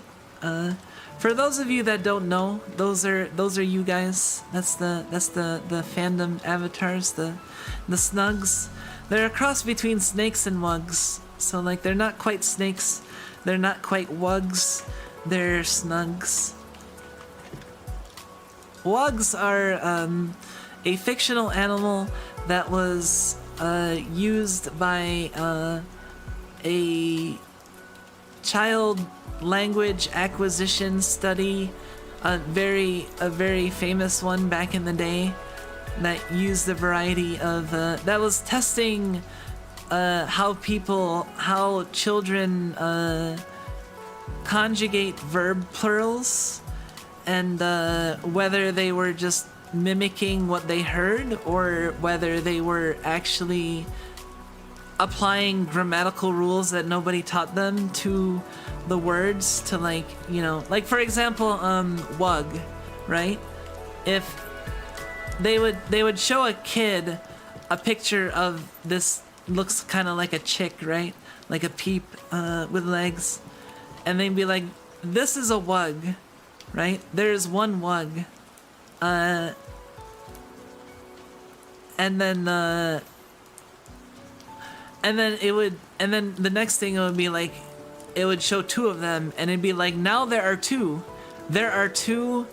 blank, and it asks for it, and then have you fill it in, and children would like fill it in based on like grammatical rules. Like for example, wug, they would add an S to the end and just make it wugs most of the time. But like if it was Dax, like D-A-X, let's say the fictional animal was a Dax, they'd never heard of a Dax before, because all these were fictional animals that have never, you know, they've never heard of a Dax, but the kids consistently conjugated it as D-A-X-E-S, not just D-A-X-S, you know, because of the unspoken rules of English, that when you have that sort of construction, you use the ES as opposed to, I think it's the sound that's this. You say Daxes. It's, I forget exactly the rules behind it, but like for Dax, it would be D-A-X-E-S. And then there's other ones.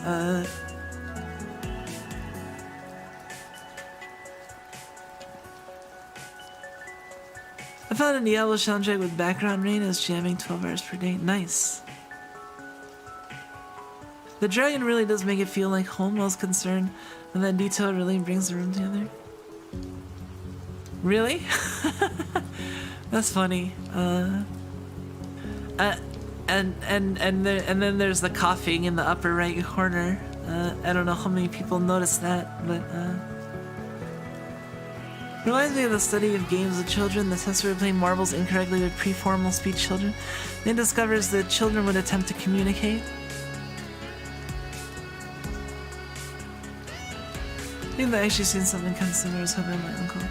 The rules were broken and the game was played wrong. He works in education. We happened to be at school where some kids were doing that. That coughing is my vibe. Well, see, yeah, like, the thing is that, like, a lot of the formative studies in linguistics have to do with showing that there's a sort of generative grammar, and that like there's a language faculty, there's language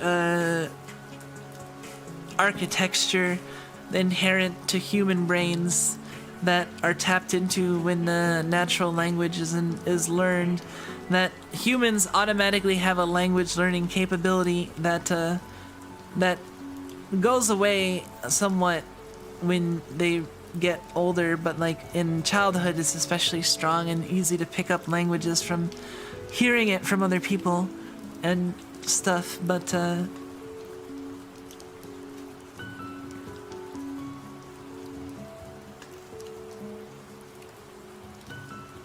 happened to be at a school where some kids were doing that sort of exercise. Basically, the kids would attempt to communicate, but rather than grasp some language as a tool. So they had rules before words, essentially.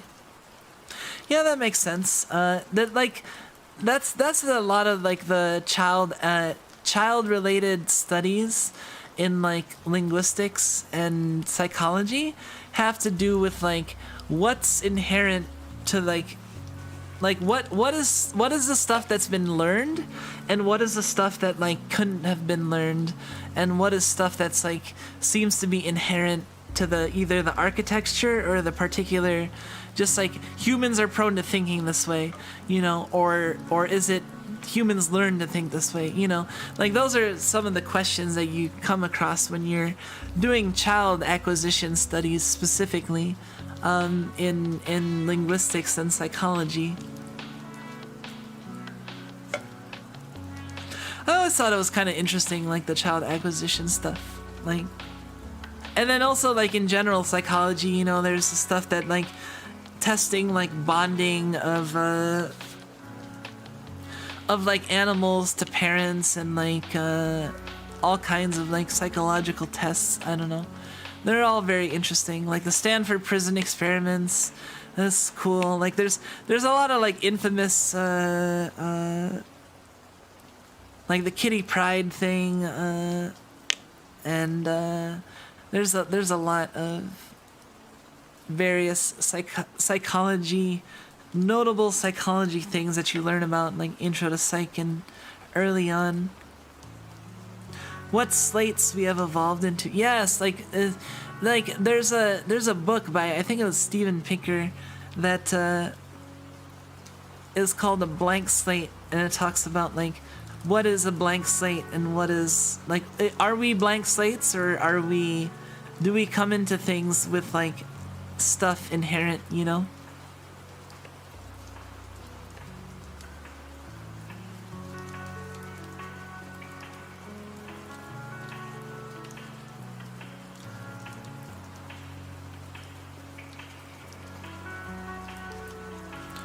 Rubbing my eye. Hold on a second.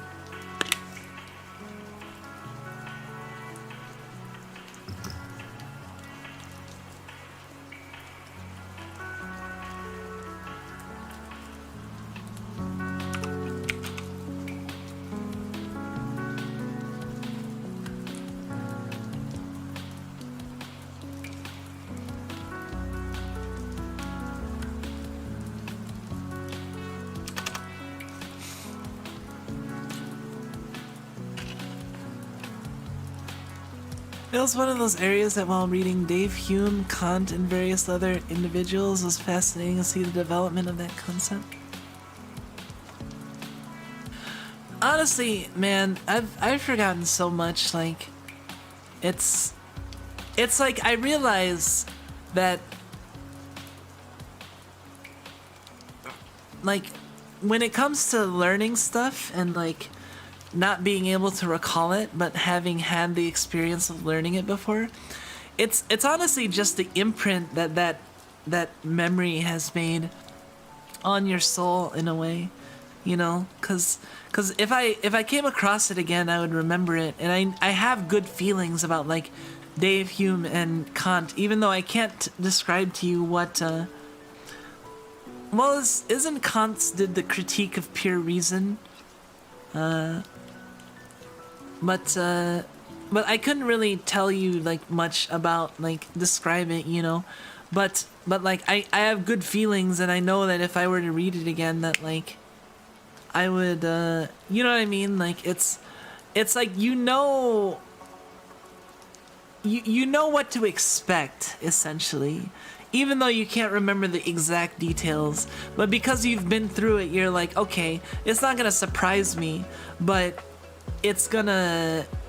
It might make me remember stuff more, like, you know?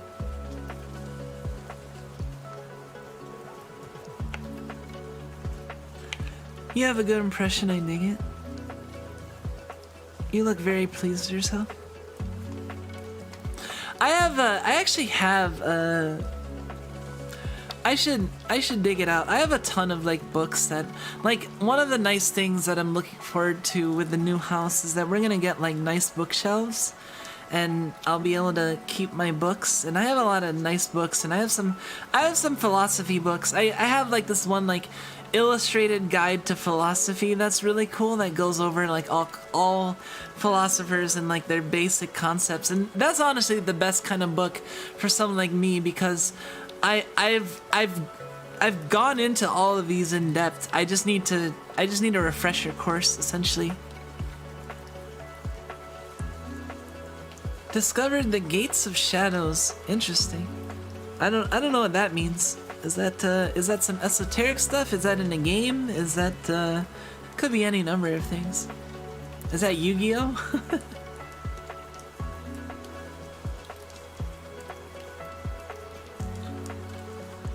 I just always love talking about this sort of stuff because I don't get to talk or share about it too often. I love to check that book out. If you want an interesting book to check out, that it might be a little bit eye-opening or interesting, like esoteric wise, I've come across some interesting esoteric books in my time, because after grad school, like, I was trying out stuff that I had not tried before, and I had always avoided like the esoteric, like, you know, the spiritual mumbo jumbo and the magical hokey pokey stuff, because I was always like science minded.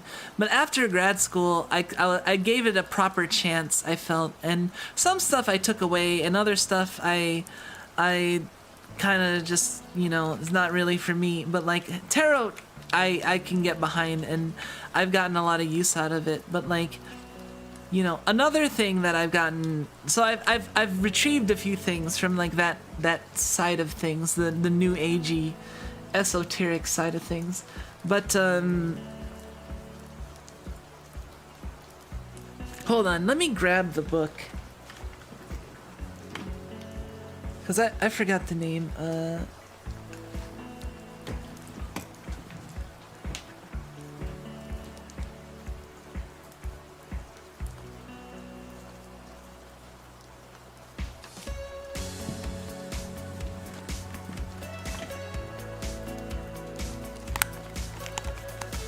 I keep this inside of its own special sleeve because it's falling apart a little bit, and this is a very special book because I won it in a raffle at like this magic convention, not like Magic the Gathering, but like actual like magic, kind of like new agey stuff. I went to like a convention once for it, that I just to see it out. It was like a lot of like, it was more like classes and stuff than like anime convention with people cosplaying, but it was pretty cool.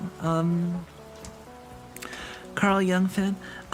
This book is called Some Philosophy of the Hermetics.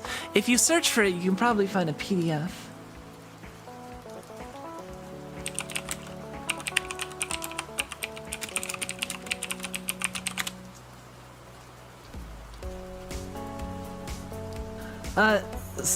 Look specifically for Some Philosophy of the Hermetics, independently published.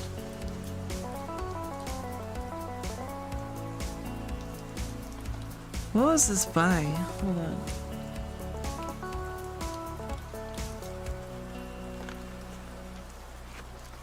Issued by authority of the...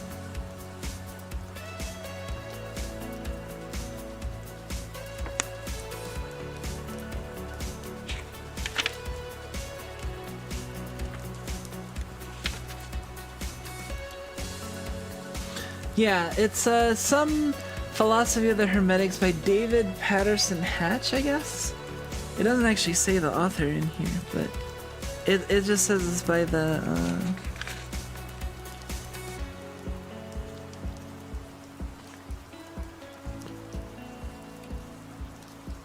But yeah, it's a really cool book, and it has like short chapters, and they're very like evocative, and if you can find it's categorized as poetry.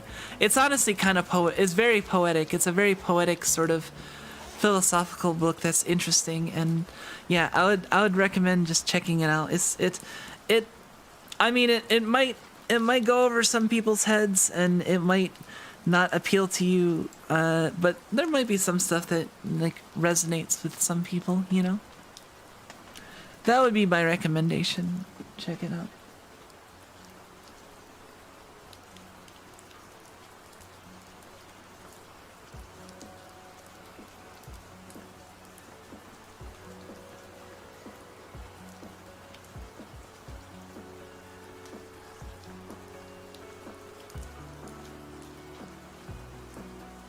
Let me see if I can find a copy of it.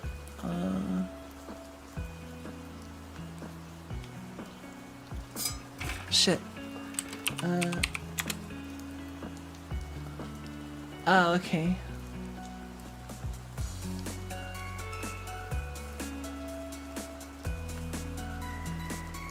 Is this a copy?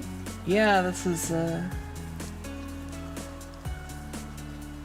Oh, this is a different version.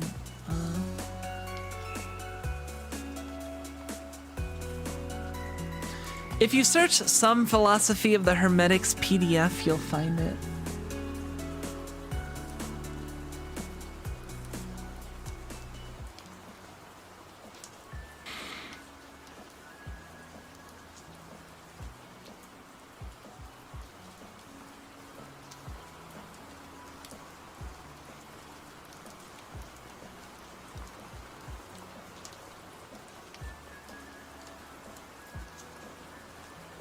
Oh man, the Kybalion. I forgot about that.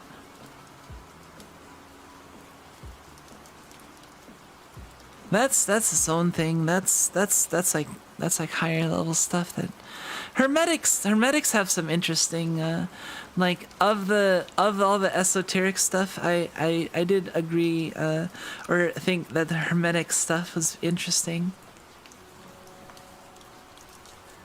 Sorry, this might be getting like close to it's getting close to Yab territory maybe a little bit in terms of, because it might be like close to religion in a way, especially like when I talk about like Taoism and stuff. But there's a religious Taoism, and there's more of a philosophical Taoism, and also the Hermetics is more of a philosophical thing than like a really religious thing. So I'm more interested in it from the philosophy standpoint, really, than anything. So take that in mind. And I'm not really like trying to push religion on anybody or anything. It's more, I think that this book, Some Philosophy of the Hermetics, has like it's interesting poetry that has an interesting perspective on things that might you know, tickle your imagination. Who knows? That's all. I'm not making any like sort of proclamations or anything. And I thought some of the stuff was pretty cool in it, personally, you know. All right, take care, Nias. Thank you, and have a good night. I'm probably gonna be going to bed in like a second. Honestly, we're getting up to like 4:20. So I might in a few minutes I might have some asakumi, and then I don't know. We'll see how I feel after that. I might go on for a little bit longer. I might go to sleep in a real short time. I might not go for very much longer either way. But since I made it all the way to this time, I might as well, you know, sekkaku and everything.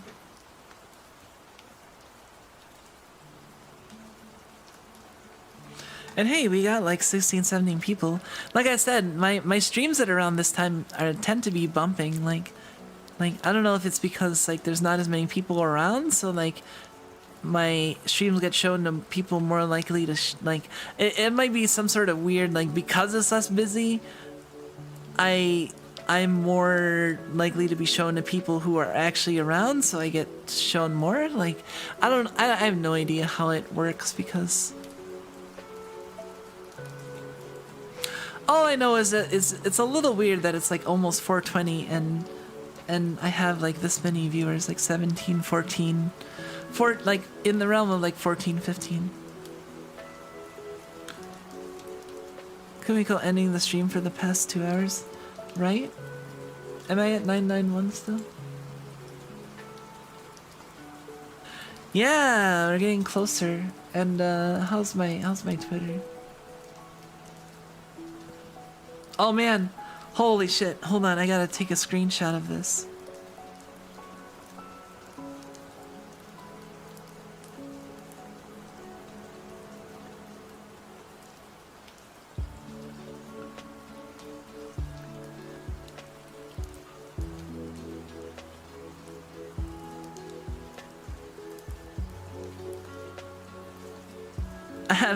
I have 666 following and 999 followers.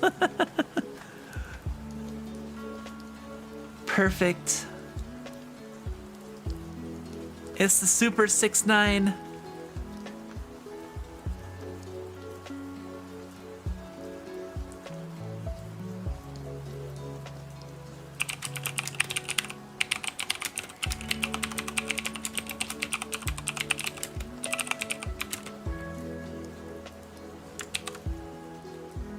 Now I'm like shit posting on Twitter while I'm streaming. Like, what am I even doing with myself?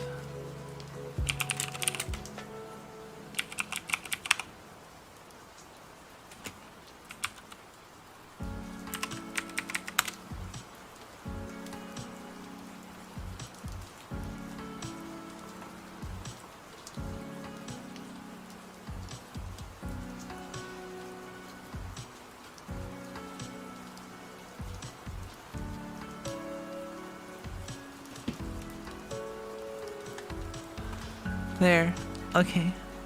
The 69 ultimate life form.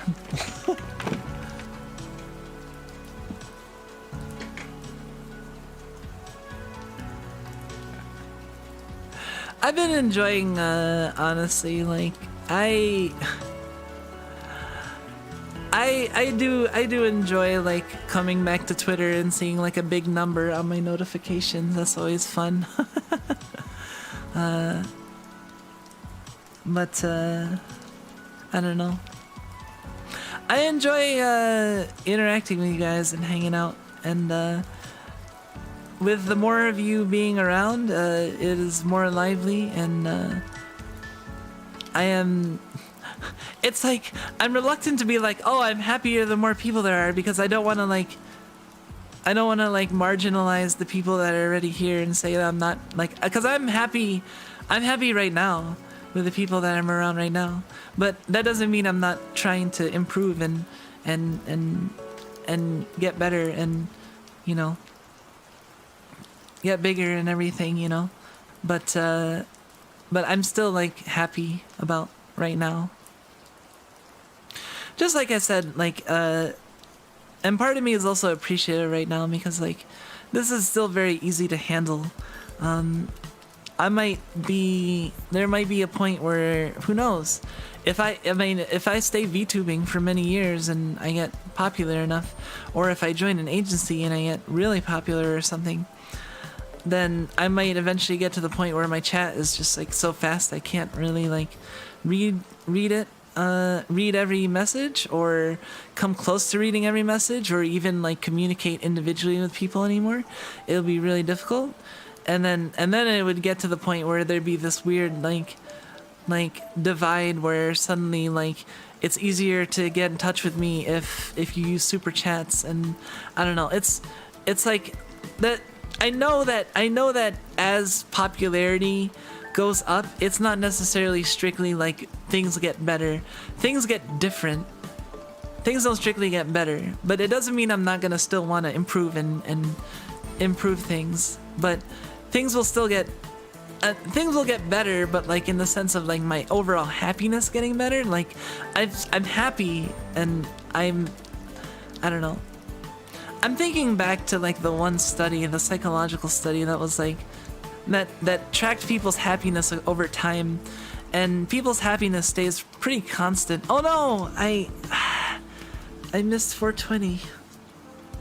People's happiness stays pretty constant as time goes on, in the sense that like, okay, like 10 years ago, if you're like on a scale of 1 to 10, how happy are you? And you keep asking on a scale of 1 to 10, how happy are you, right? Like things will happen that make you happier or sadder in the moment, but like their overall happiness kind of stays the same across time. It's really dependent on the person, you know? Like that's what people found. So like relative to the situation, you kind of, it's really dependent on how you treat the situation, you know? Like, I'm generally, I mean, I do definitely have my depressive moments, and I have had to deal with, like, depressive issues at times, where I didn't have to deal with them before. But in general, when things are operating fully, effectively, and healthily, I am generally a pretty happy person, and, you know, especially, well, the thing is, especially, like, when I interact with people, I'm usually in a good mood or positive state, so, like, and that's why I think VTubing is especially suited for me, because when I'm interacting with people, it tends to bring my mood up in general, just by lieu of it being, me liking to socialize, and me enjoying people's company, and me liking it when people enjoy my company. It just like, you know, it's just like a positive feedback loop, right? So like, that's why I feel like VTubing is like, it works well for me. Like, I take to VTubing like a fish takes to water, essentially, I feel. You're telling me if I feel lonely and I wanna talk to people at like 3 a.m., I can just hop online and you guys will talk to me? Thank you, I appreciate it. I mean, I'm still working hard. I want to make it entertaining for you guys. So here, let me hold on. Wee! Look at the dragons waving. Ah!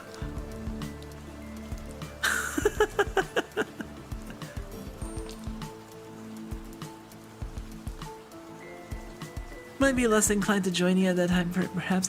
Oh, I mean, yeah, I fully expect, like, not everyone is going to join me, but I mean, it's just the sense that I have enough people that like me at all times of day that, like, pretty much regardless of when I go live, there will be at least, like, one person watching. Like, I haven't had any, like, streams close to being empty in like a long time. Even when I just go, oh, I'm gonna stream, and then like 5 minutes later I start streaming, like I still manage to get like some people, which is great. And I try not to abuse it, because I know people generally like to have some warning, and I don't want to just be completely, like, you know, unpredictable like that. I like giving people some amount of predictability with me, but you know, it's like you jingled the keys at us. I ding it. I suppose, yeah.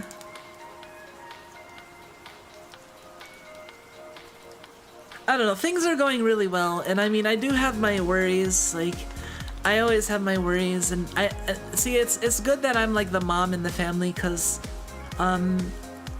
I'm the driving force behind us. Like Misha takes care of like the house stuff, but like I'm taking care of like making sure we all get our health stuff checked up, and our appointments caught up, and you know, everyone, and taking care of house stuff, and cleaning and other stuff.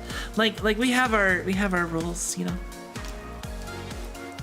Hey, welcome Nerdio, nice to have you. Here, I'll have the dragon wave. Wait.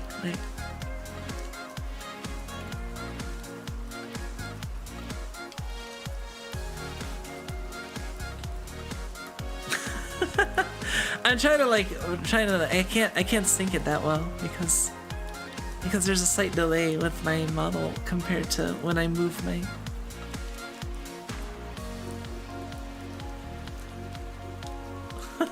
Trying to hypnotize you guys, that's all. That's neat. I'm happy for you. This has been a nice ride. Yeah, I'm glad people have been enjoying it. Oh shit, I'm at 1,000. I hit 1,000 followers.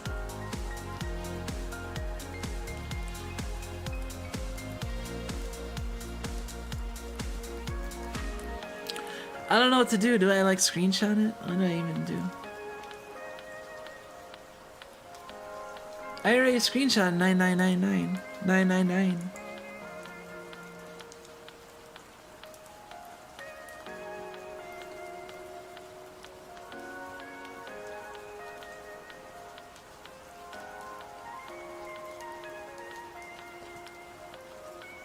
Let me,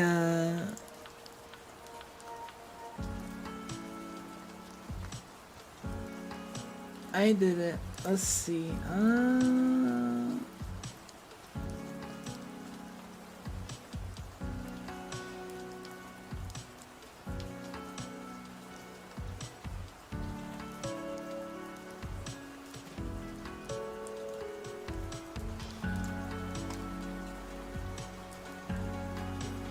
There we go.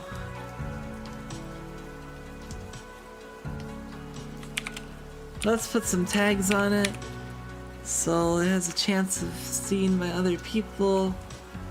I really don't like the VTuber uprising tag because I've heard about like where it comes from and it's a dumb story, and I also it just feels cringe to me, the VTuber uprising tag. But I almost kind of want to use it, but I'm only going to use 2 tags. Let's just use VTuber and Yomakumi. Fuck yes.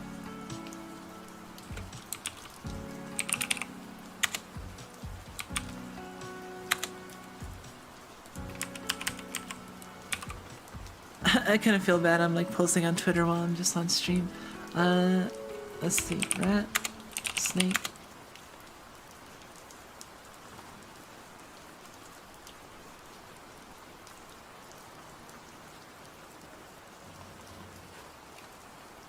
Now someone unfollowed me, so I'm down to 999 again. Rat Lamau. You can be like, damn, the meme is dead, or something like that. Nah, I went too on the nose with it. I was just like, fuck yes.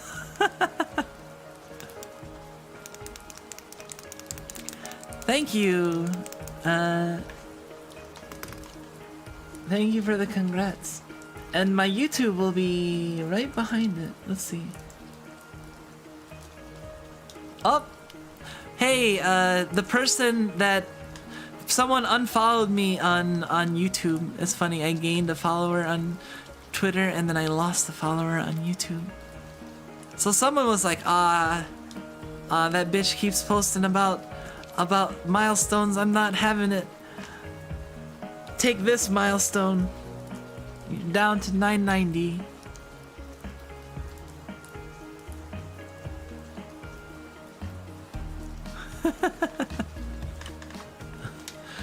I don't know, the numbers are kind of like, honestly, yeah, I'm not, like, honestly, the biggest thing one of the biggest things that I kind of want to, like, get bigger numbers for is to be more appealing to agencies, honestly. And a major reason why I'm interested in agencies is because, a vetted community of interesting, cool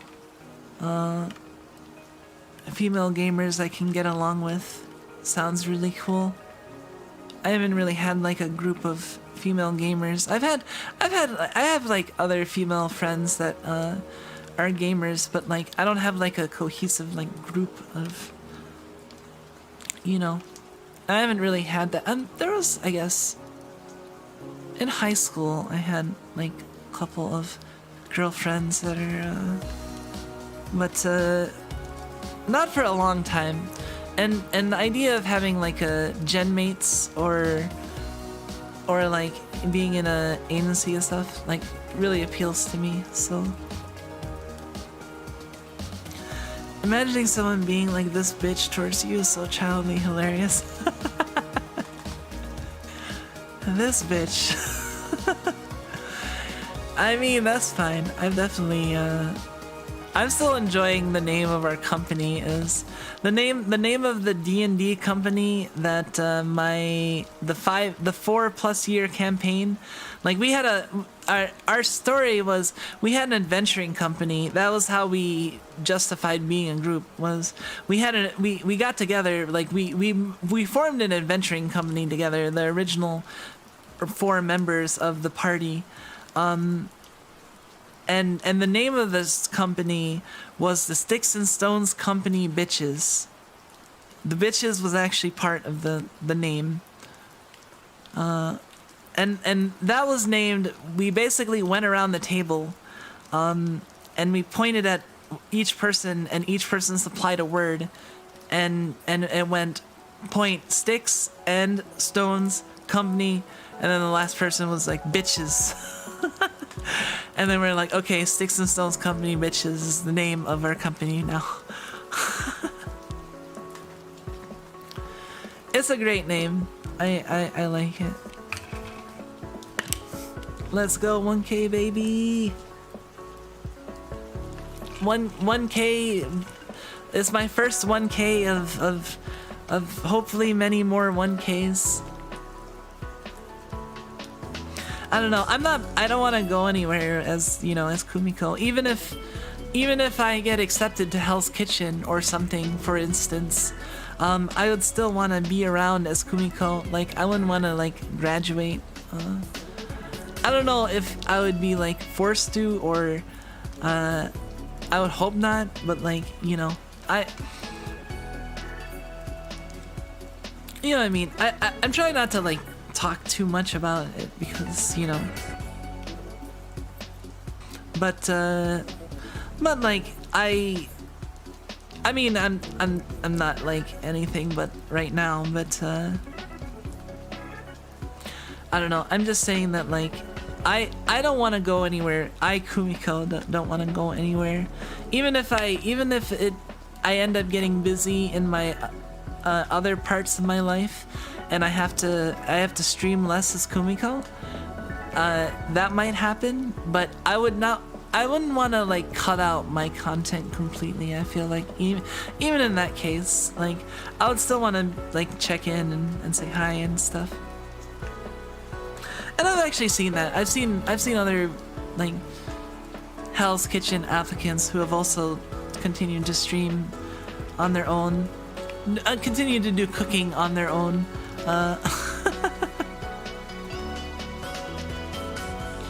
Anyway, I totally blew past my attempt at Asakumi 420, but it's now 435, and I'm gonna still take that, but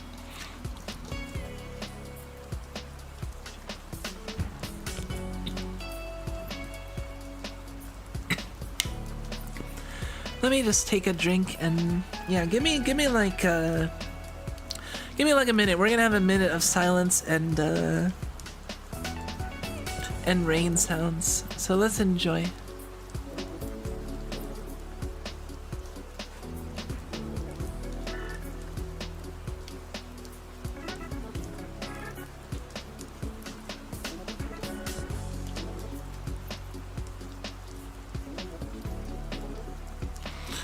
Oh, you know what? I didn't, whoops, I'm frozen. I need to get my charger. Hold on a second.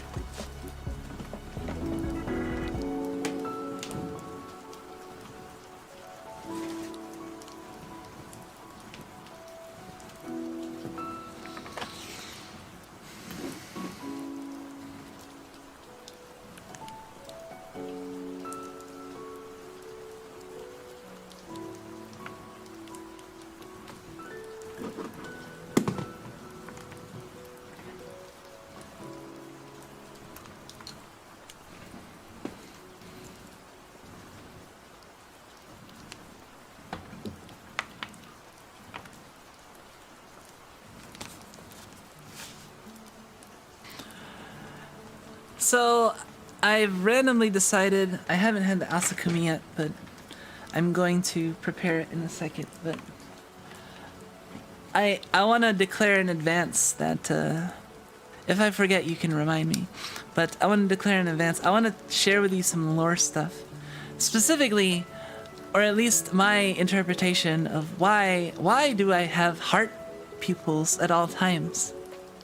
Have you ever wondered that? Like, I know they're not like as distinct as heart pupils as some people do heart pupils. They look like they could be like reflections or something, but you know, like is there lore behind it? I don't know. Genetic mutation. I guess that's one way to interpret it. Anyway, yeah, give me a minute. I need to like use this torch and stuff. I was always wondering about that. I have a couple. Hey, welcome, Dancy. Welcome. Nice to have you.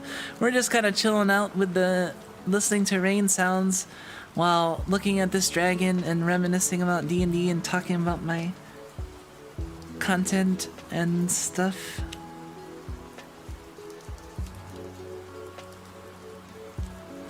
I like the heart eyes, but usually in moderation, you know, like those cats that have heart-shaped fur parts. I feel you on the moderation, and honestly, like, I credit Ramamama because while it was originally in my character concept that I had like always had the heart pupils, like Ramamama did, the way that she drew it looks good in the sense that like it works very well as a constant all the time thing. Like it's not as it's still distinctly heart pupils, but like it you can get used to it and it kind of blends in, right? And also there's definitely at least a couple of artists who have just not noticed I have the heart pupils and have just drawn me with like normal eyes. So like it's not like a guaranteed thing that people see like, oh, she has heart pupils. Like I think it's like, I think some people just see it as just like eye reflections, you know?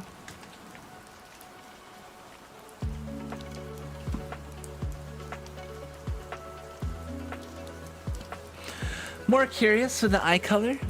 Well, we've joked about it before, but of course the eye color is because I have a demon sealed in my eye. In my red eye, right? That has to be it. That's what it always is, right? That's why I was wearing an eye patch.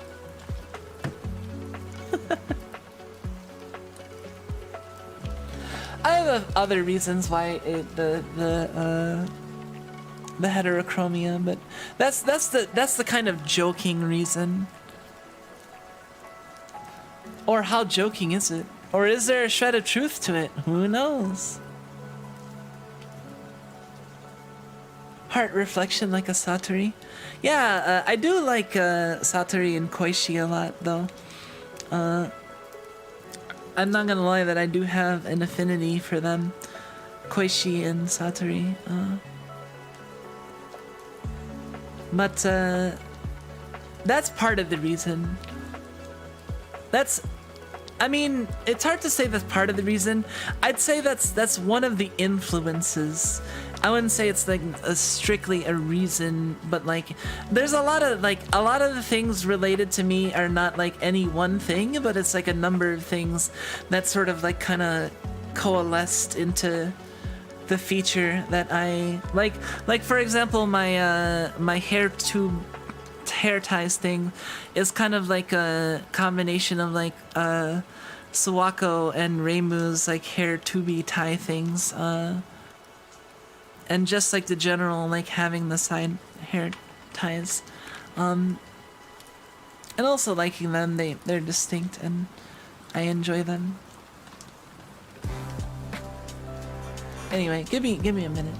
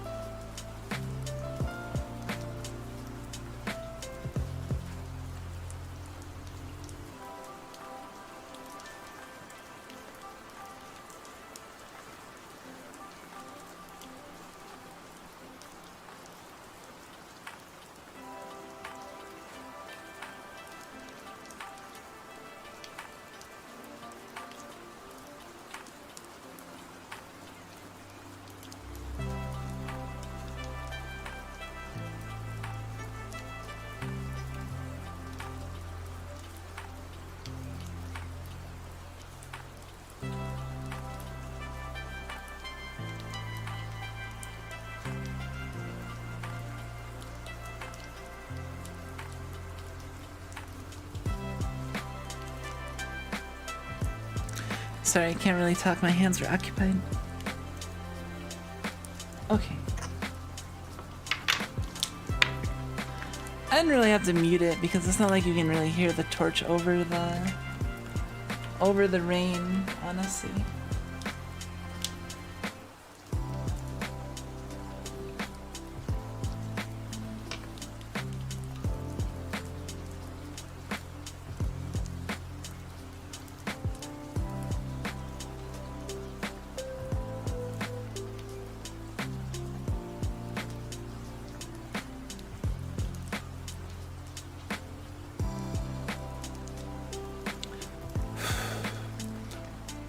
Alright, so,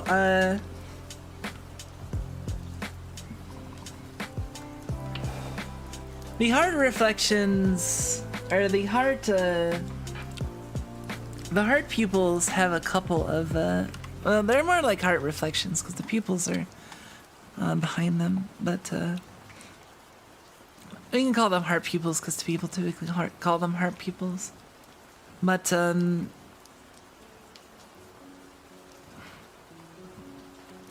maybe I'll give a couple of options and you'll have to decide how true and which ones are true.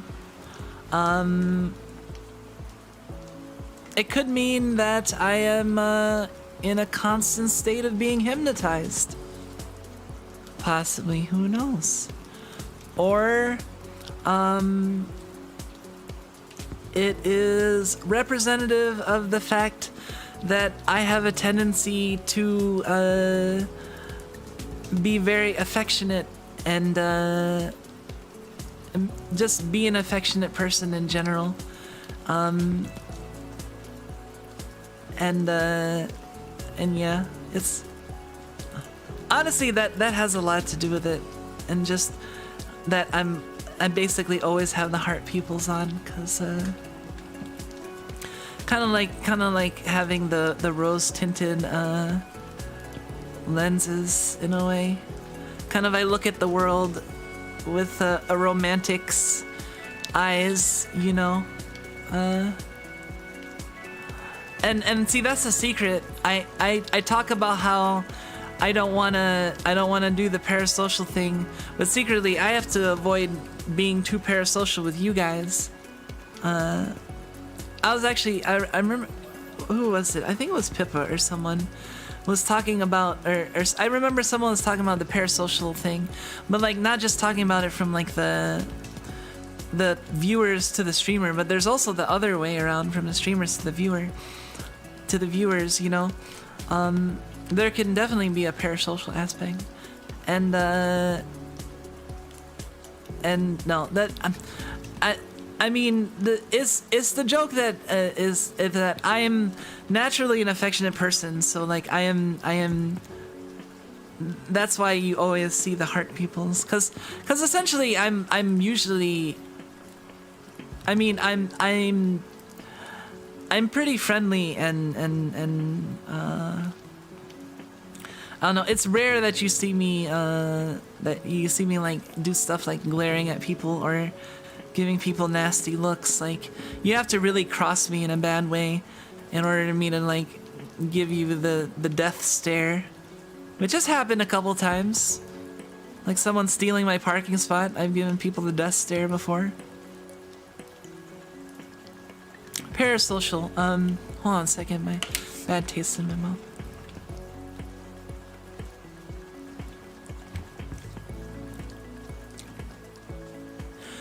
Parasocial relationships refer to like relationships that are man, I'm just gonna look it up because it's gonna describe it better than I can describe it at almost 5 a.m.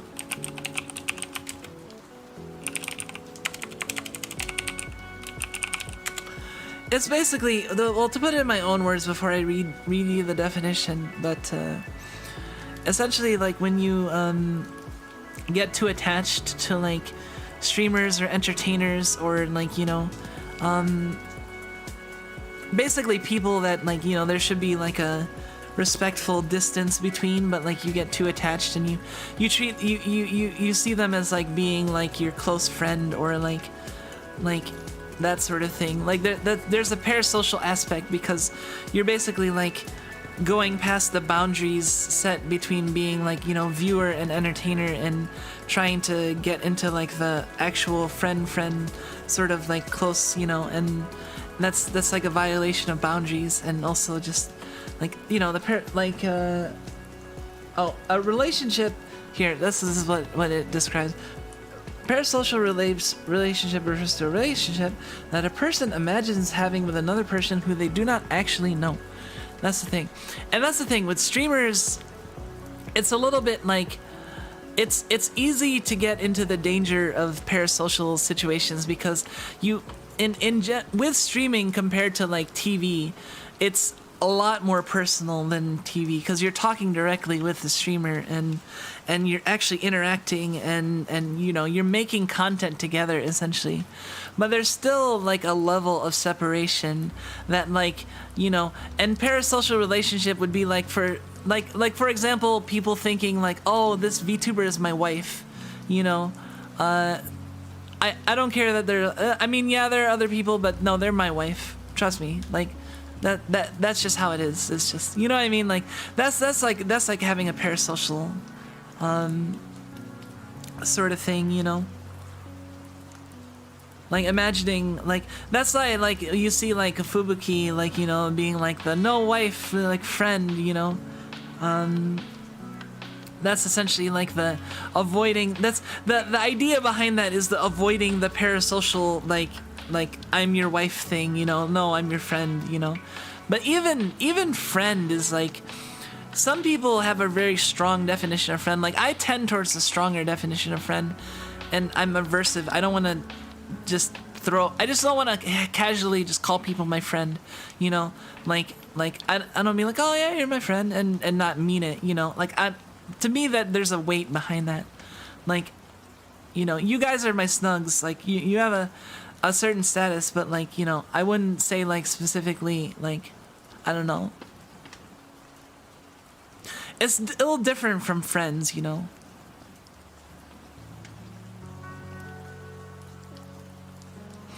Like you know, like I'm not the type of person that you can like rely on if your car is broken down or you need to move, or, you know,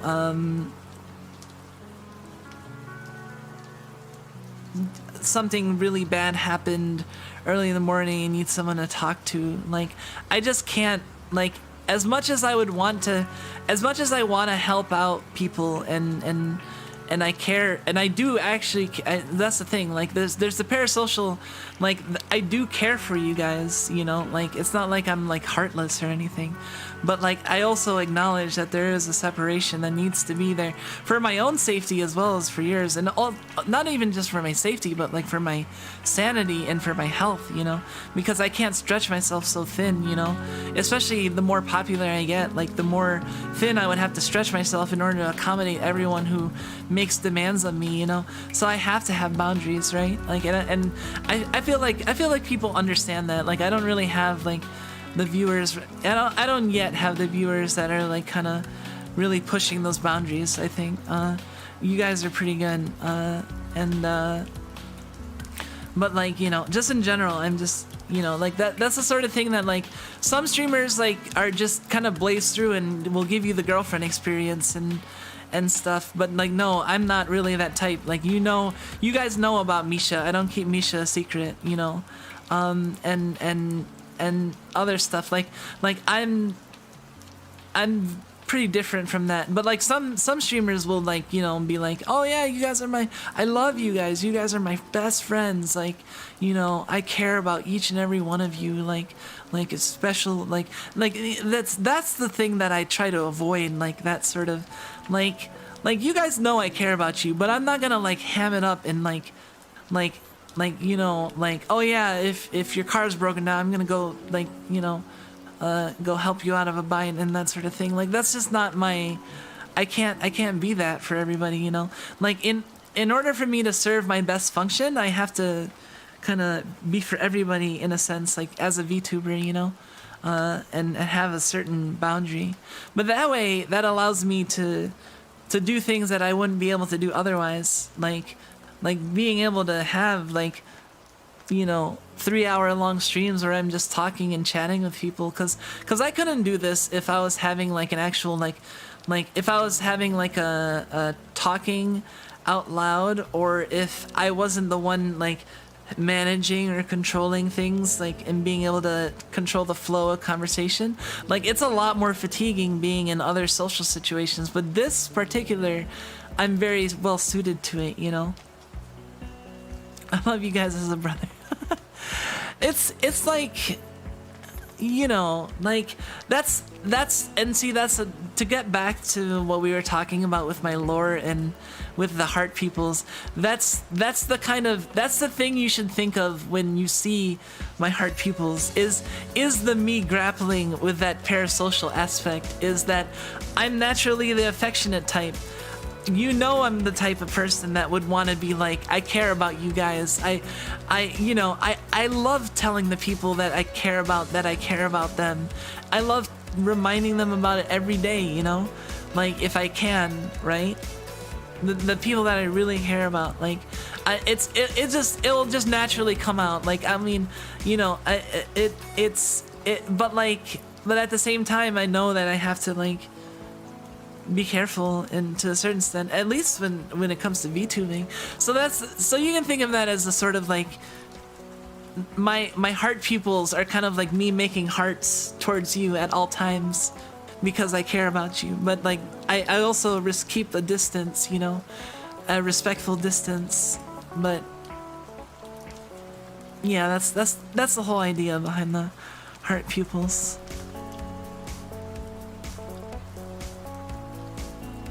I did nearly fall into the parasocial trap a while ago. Thankfully managed to pull myself out of that quickly. I don't think it's impossible for people to like, I mean, you know, people are people, and like all kinds of situations happen, and you know, it's not impossible for like a viewer and a streamer to like develop like an actual friendship or anything, you know what I mean? It's just not something that you can like take for granted or take as a forgiven, you know, and it's just sort of something that you just kind of take as it comes, and it develops organically, you know. But like, and you can't really like see coming, you know.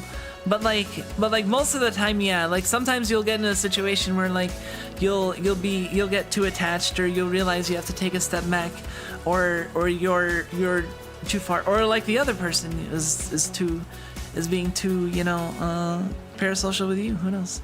I don't know.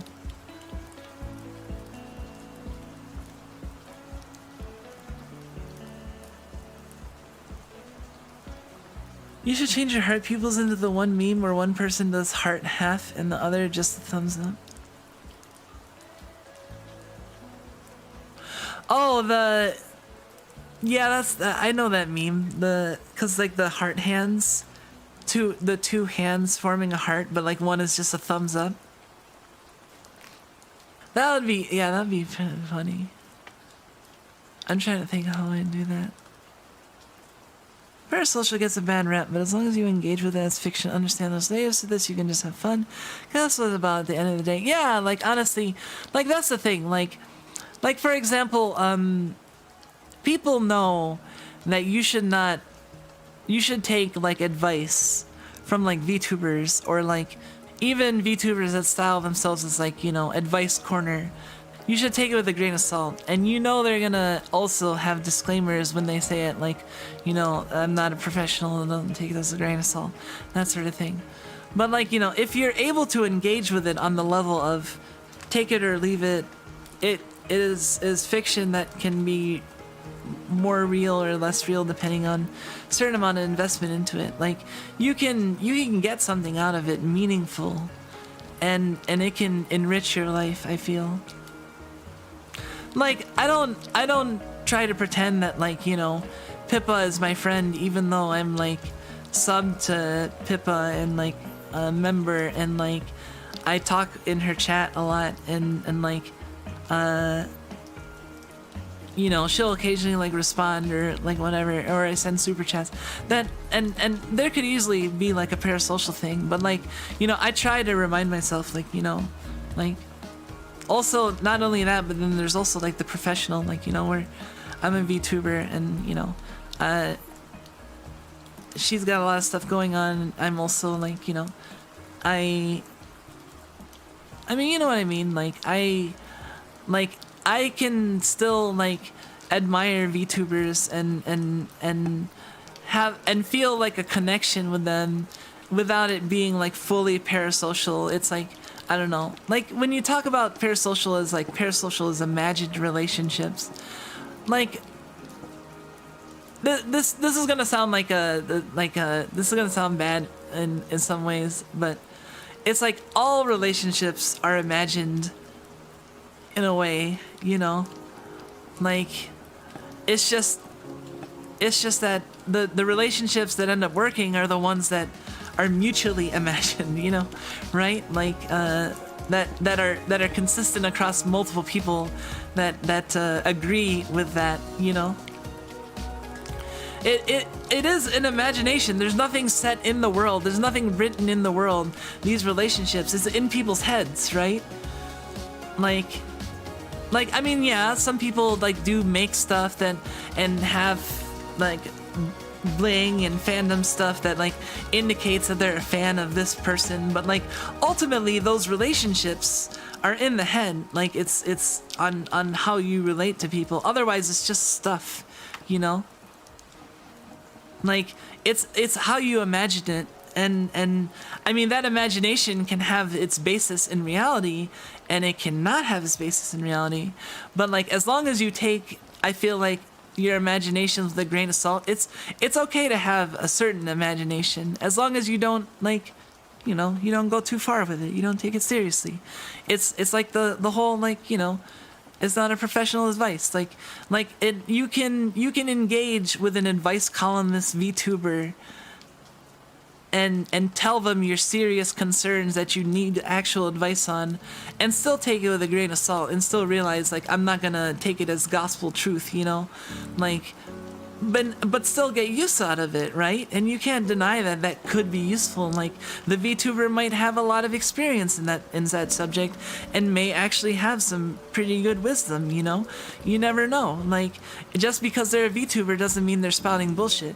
And just because they're a advice columnist doesn't mean they're automatically like you know, you have to evaluate things on a case by case basis. So like I don't know. That's why I'm saying like there's layers to all of this, essentially. And yeah, that's essentially what the heart pupils is the idea behind it. Well, and also the fact that just the simple fact that I really like heart pupils. I think they look really good, and I think they're hot. Like when I see them in art of like other people with heart pupils, I think it's really hot and it's really cool looking. So I like it myself. So that, in addition to the fact that there's also like the lore things of me, like I have justification for it in addition to me just liking it. So like all the stuff about me, like you could simply say, like if someone was like, oh yeah, why does Kumiko have this? Why does Kumiko have this? Why does Kumiko wear a hoodie? Why does Kumiko have this color eyes? I mean, I could just say, yeah, it's because I like it, you know? Oh, I like heterochromia. Oh, I like collars. I like hoodies, you know? But if I were the type of person to just say, I like that, I like this, I don't think you guys would really like listening to me, because I wouldn't be very interesting, you know? It's because I elaborate and I have reasonings behind it more than just, oh yeah, I like hoodies, you know? I'll tell you the story about like the most meaningful hoodie stories to me, and the reason why hoodies have such a place in my heart, you know, and why I'm wearing a hoodie. And I can tell you about all the interesting collar stories that I've had, you know, if I want to go on about like you know, that sort of stuff. And I can tell you about like the origins of like this and that and how it relates to like my likes and that, like if I want to. I totally can, but I'm not going to. No, I mean I have been. I feel kind of bad because I feel like for the people that that hang out around me a lot, like you must hear me repeat myself like a million fucking times. Like I know I repeat myself, and I already like repeat myself because I forget what I say. But like on top of me repeating myself because I'm a VTuber and I have to repeat myself for people that weren't there the previous times, but also just because, you know, and it's a Zatsudan, you tend to talk about stuff, but it's just, I'm just like, oh man, I feel bad. Like, this is probably like the 7th time that Badman has heard the Ramdear gunpoint story. Like, you know, at this point, like, some of these stories, I'm just like, like that's why I'm like, anyway, hold on, I'm parched, I gotta drink.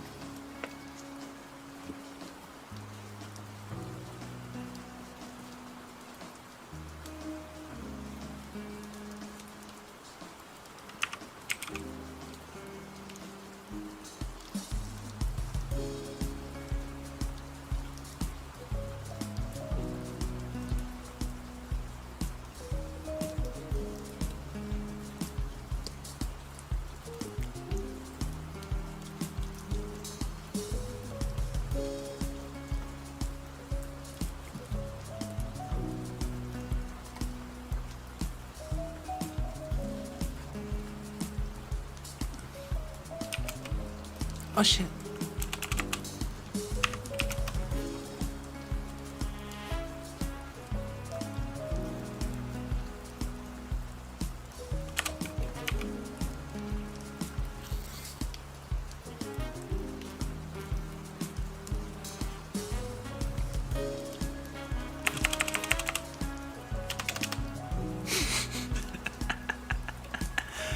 That's the jankiest shit ever.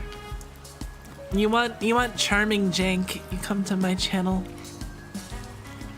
See, it's I don't know, I feel like, if anything, I feel like I'm taking after one of my Oshi because Korone does a lot of stuff with Irastoya clip art and stuff, and it's kind of where I got the idea to like do this sort of stuff with like you know, the clip art and playing around with stuff, you know. Korone is very playful with her stuff, and she always does like special endings where she does like silly stuff to the chat, and you know, she's always messing around with her. I just love how fun she is with that, and I wanna, that's why like I try to inject that a little bit into my own stuff. It's fun. How can a D&D campaign just end? Hey, welcome Drek, and welcome JP. A D&D campaign ends because the storyline that the GM originally set out as the overarching storyline set in the first session culminated into grand finale that and also because our GM is really fucking good. Misha is a damn awesome GM. Hold on, let me get Misha out because I don't give Misha enough credit. Here we go. Pretend I'm walking away from the kotatsu. That's how it works. Here we go. I'll get Misha out. Misha just chilling under the table, but yeah, Misha's a damn good GM. This snake can GM, trust me. Holy shit. But like the campaign that was since session 1 basically, I'm trying to think of a short way to explain the whole thing, but it culminated in us killing a god, and completely like decimating an entire order of clerics because they no longer have powers because their god is killed, and also specifically Apollo, because our pantheon was a Greek pantheon, so we had like Zeus, Apollo, Hades. Our cleric was a cleric of Hades, and we had a warrior that was an archer. We had a druid, a rogue, and a and me was a bard, and another person who kind of went from warlock to another character.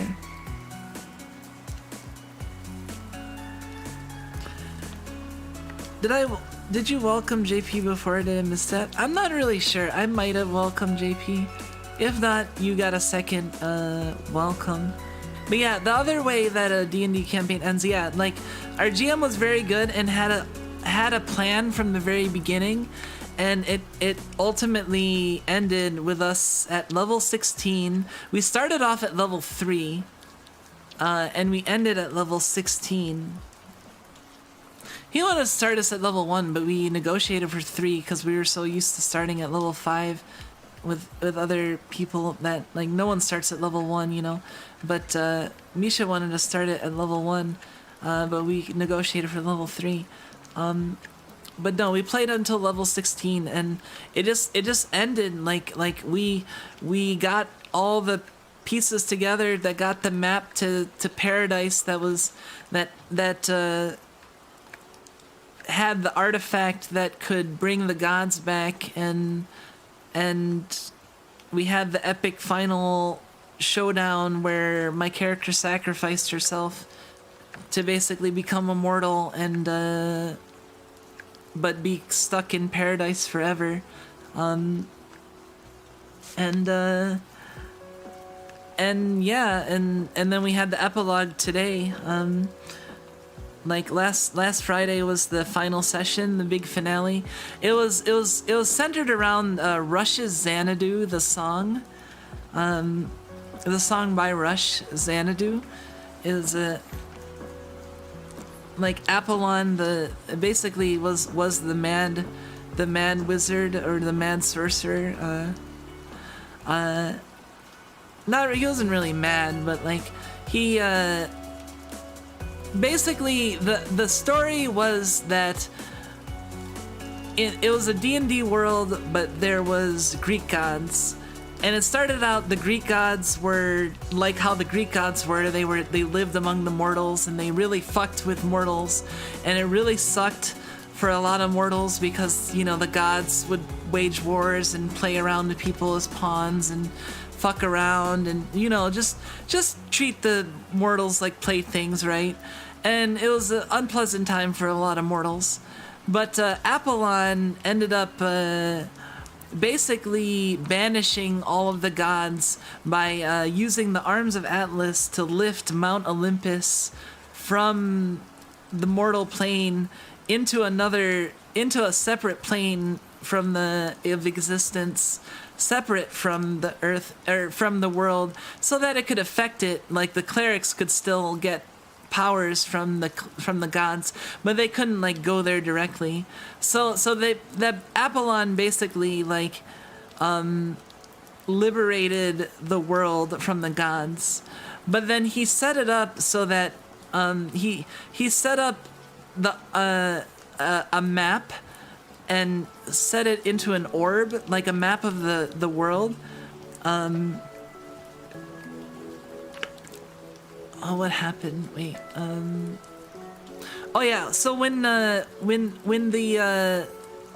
Olympus was lifted up into a separate realm, the Sundering happened, which was this great thing where basically the world like split in half and started rotating separately, like and it has like a great rift down the middle, and like the two halves. The two hemispheres rotate like independently of each other now, and because they really fucked up the world by removing Olympus, but Apollon set it up so that people could one day down the line decide if they want to bring back the gods and then go use the map to find Xanadu and then get the arms of Atlas and then bring the gods back, or push them further away, or destroy the arms. But he expected people to like agree to peacefully get together and decide to bring the gods back. Of course that didn't happen. Everyone was warring. And ultimately it culminated in us trying to get there first so we could destroy the arms, so the gods could stay where they are, not in the mortal plane, but also not completely separate. Like, we didn't want to remove all the gods. We could have pushed the gods further away, like, so that they were completely separate and all the clerics would lose their powers, basically. But we didn't want to fuck up the world any more than we had to, and we liked the status quo of the gods, like, not having too much effect, but having some effect. So we decided to leave it as it was, and in order to keep it that way, like, we had to destroy the arms of Atlas, and I had to basically sacrifice myself because they were in the fountain of Lamneth, which gave immortality and were cursed. But I had to plunge in there to retrieve the arms, and then I used the arms to destroy themselves. And then Apollo was killed by Hades, or by Charon, actually. Charon was summoned and then killed Apollo, the incarnate.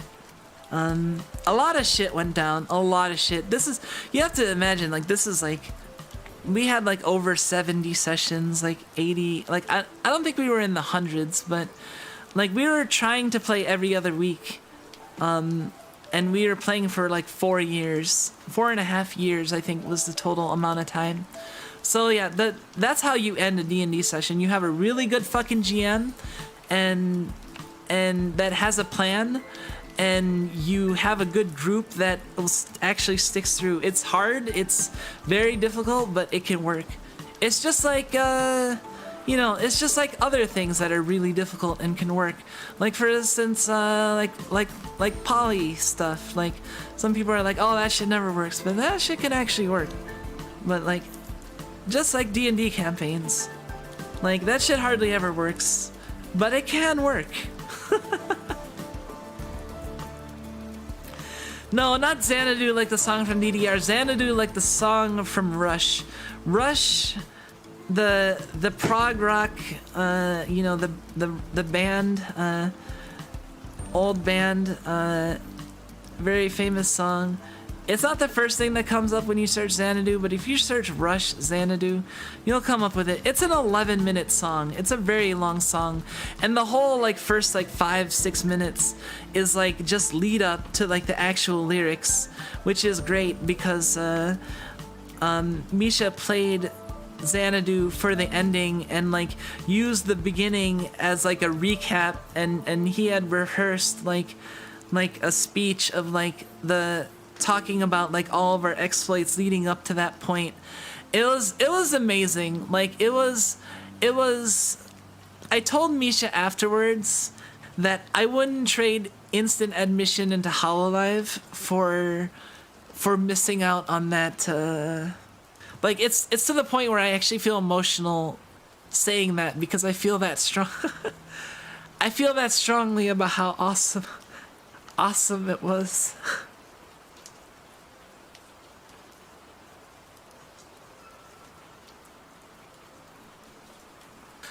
Yeah, it was awesome. Like the whole campaign and also the final session.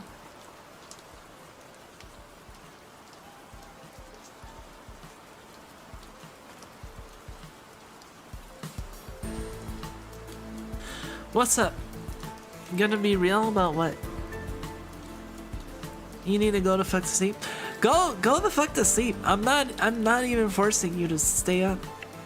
I mean, Rack is here. It's not like you'd be the only. You wouldn't be the only. There'd still be other mod here if that's what you're worried about. But like, don't worry about it. Please go to sleep if you're staying up too late. But yes, good night and sweet dreams. I'll probably be going soon, I'd imagine. It's already what, 3:16.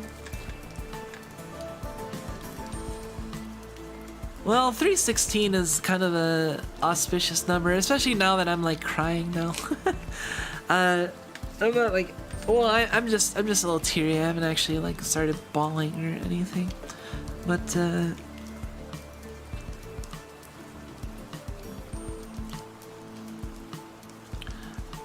not particularly. I was just hoping to leave after the stream was done. Oh, okay.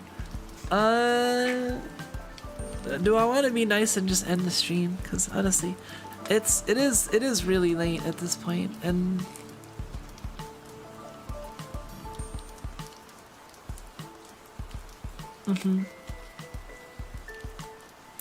all right, it's time to play some games. No, no, I'm probably gonna be going to bed like pretty soon. I've had, even though I didn't cry that much at D&D, it was still pretty emotional. There was definitely a point where I was just like really fighting back tears, and just tears were just dripping out of my eyes constantly. Like, have you ever had that where like you're just like staring, and you're just like, and your eyes are just like like pouring, but you're like not moving, and it's just like, you know what I mean? It's just dripping out. It's kind of crazy that you have the power to just like cause water to eject from your eyes like that. I mean, the fact that I can do it so easily is kind of like almost a skill, honestly. Like, honestly, I almost want to like try to sell that. Like people are like, "What are your talents?" It's like, "Oh, I'm really sentimental. I can make myself cry easily." Hold on a second. Let me think of. You know what I mean? Like. I guess that's kind of a superpower, huh? Will you guys start a new campaign? Yeah, we're actually, we want to start a new campaign in a different, we're gonna be trying out different games, though, cause we've been playing D&D 5e this whole time. So next, I'm actually in line. I've been wanting to try to do like a short campaign of like Mage 20th anniversary, which is World of Darkness, old World of Darkness based, but it's the Mage 20th anniversary. I funded the Kickstarter, and it's a really cool system. It's based in modern times, and it's all about like awakened humans that have the ability to use magic, basically. But the magic is very like variety, and you can literally like do anything ultimately. At its extremes. But yeah, so I want to do a mage game. I still have to think about like what I'm gonna do. I'm probably gonna like, honestly, I might think about that like tonight as I'm heading to bed. Like, what would I try to come up with in terms of a story if I was coming up with a short like 2 to 3 session mage campaign, you know? Cause the thing is that I don't have the energy or the focus to pour into extended like 4 or 5 year campaign that's spread across 60 sessions. It would burn me out like easily over that long of a period. Like, the only thing that I've been able to do consistently for that long and that intense is VTubing, because VTubing is like especially suited to me, it just seems. But I can push myself past my limits when in certain cases, like when if I want to do something that I've never done before for the first time, I can push myself beyond my limits. Like when I did my first like 12-hour stream, you know, I pushed myself pretty far, and I haven't really done like a 12-hour stream or close to it. I've done like 8-9 hour streams before, like I think 10 once, but like I haven't done like a close to that because I know that I can do it, so I don't push myself to most of the time. But like I like doing those things, like, so I can say that I've done it. So I want to push myself to try to make a really fucking awesome ass short campaign in Mage for the group and come up with something interesting and be on my game, and I have to come up with like a variety of characters and the personalities and the stories and all this stuff and keep it straight. And I'm probably gonna have to, I don't know, I might even have to like lay off the Asakumi a little bit so I can keep everything straight a little bit easier. We'll see how things go. Are there limitations of mixed race characters? Possibilities are endless. Seems you can create OP character. It depends what you mean, mixed race, and it depends on the game. Like in in D&D, I mean, there's like accepted mixed race, like half elf, half orc, but there's not really like freely you can mix races, I think. But like other games might have a more free way to change that. When you said cell, I thought you meant as gamer girl tears. No, I don't mean like that. I mean like, you know, like in terms of like acting skills or something. I don't know. Like, if I was trying to sell myself as like a VTuber to like an agency or to Hell's Kitchen or something, you know. Do I like cheese? I do like cheese. I like cheese too much, honestly. It's a little bad for me, but I really love cheese. I had a lot of cheese today. I actually, after I get done streaming, I'm gonna have some more cheese because I have some cheddar ale soup that I had for lunch that I never finished. So I'm gonna have that with the rest of the bread that I had. It's gonna be really tasty. I'm looking forward to it. And for dinner, I had cheesesteaks.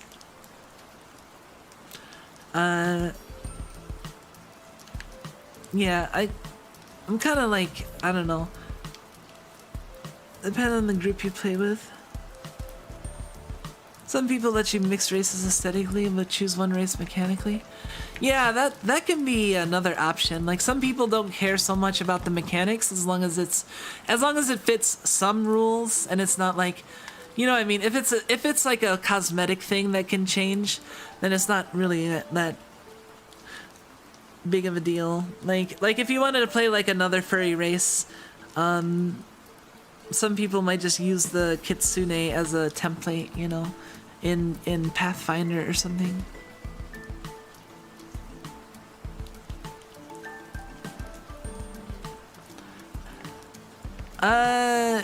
I don't know, tiefling dark elf, basically the dark counterpart to human elf. You're thinking of races too much like their classes. And also, it's not even really that good to think of multi-classing.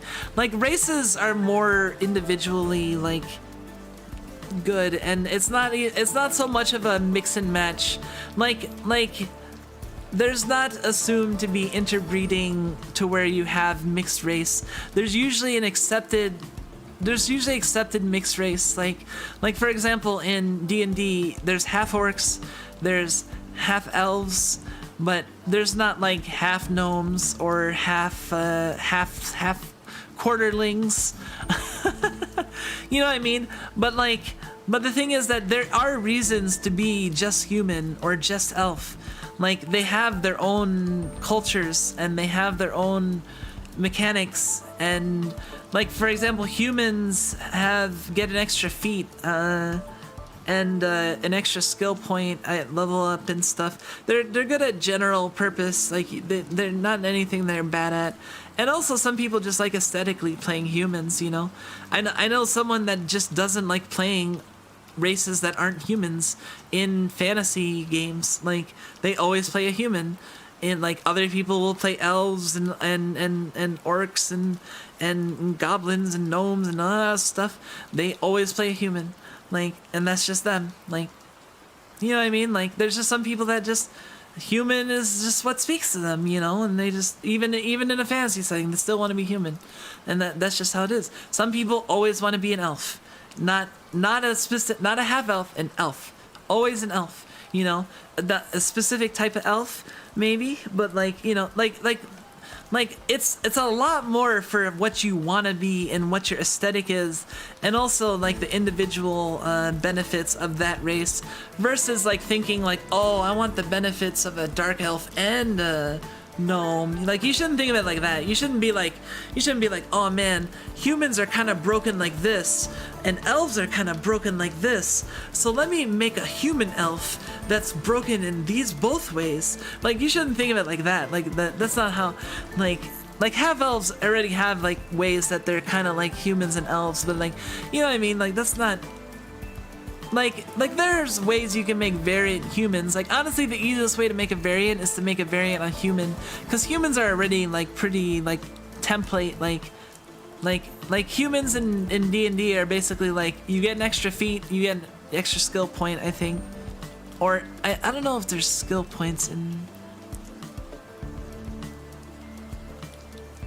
I don't know.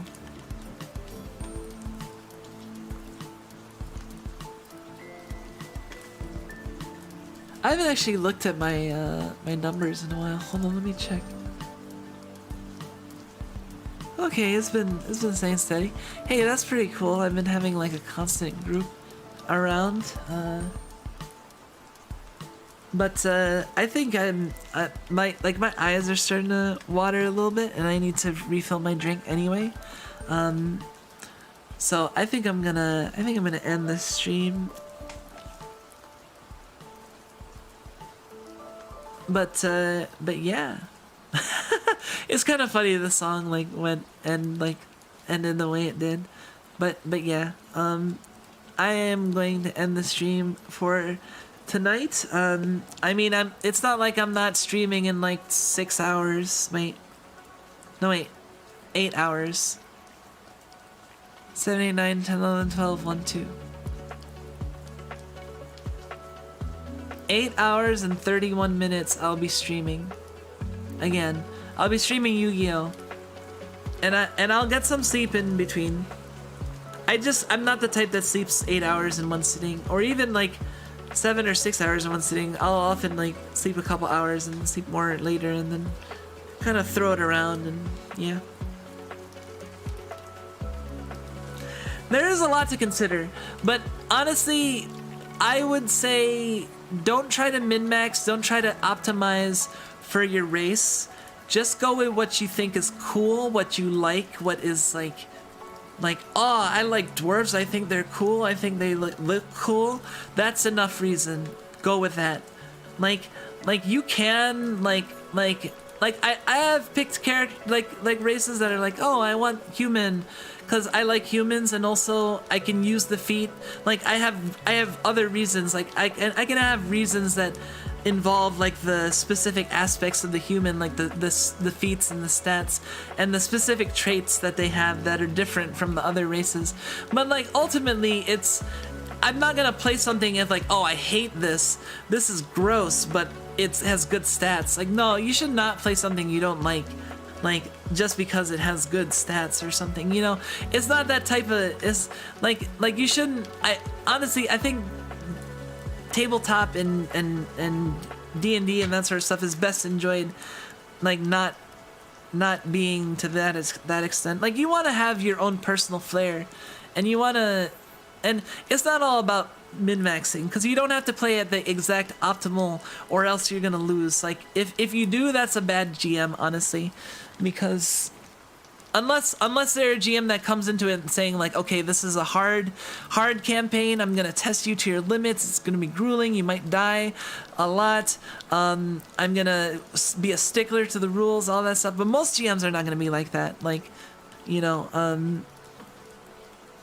you're gonna have like a wiggle room, and you don't have to be at the, because like, you know, there's RNG, and you have to account for the fact that people will fuck up their rolls, and the enemies will get good rolls, and a lot of stuff will happen. So there's got to be a lot of like wiggle room. So it's enough to make interesting drama. Like people can get knocked out, or people can be close to dying, or people can actually die, depending on how lenient or how brutal your GM is. But you know, that's very GM dependent. That's the problem, though.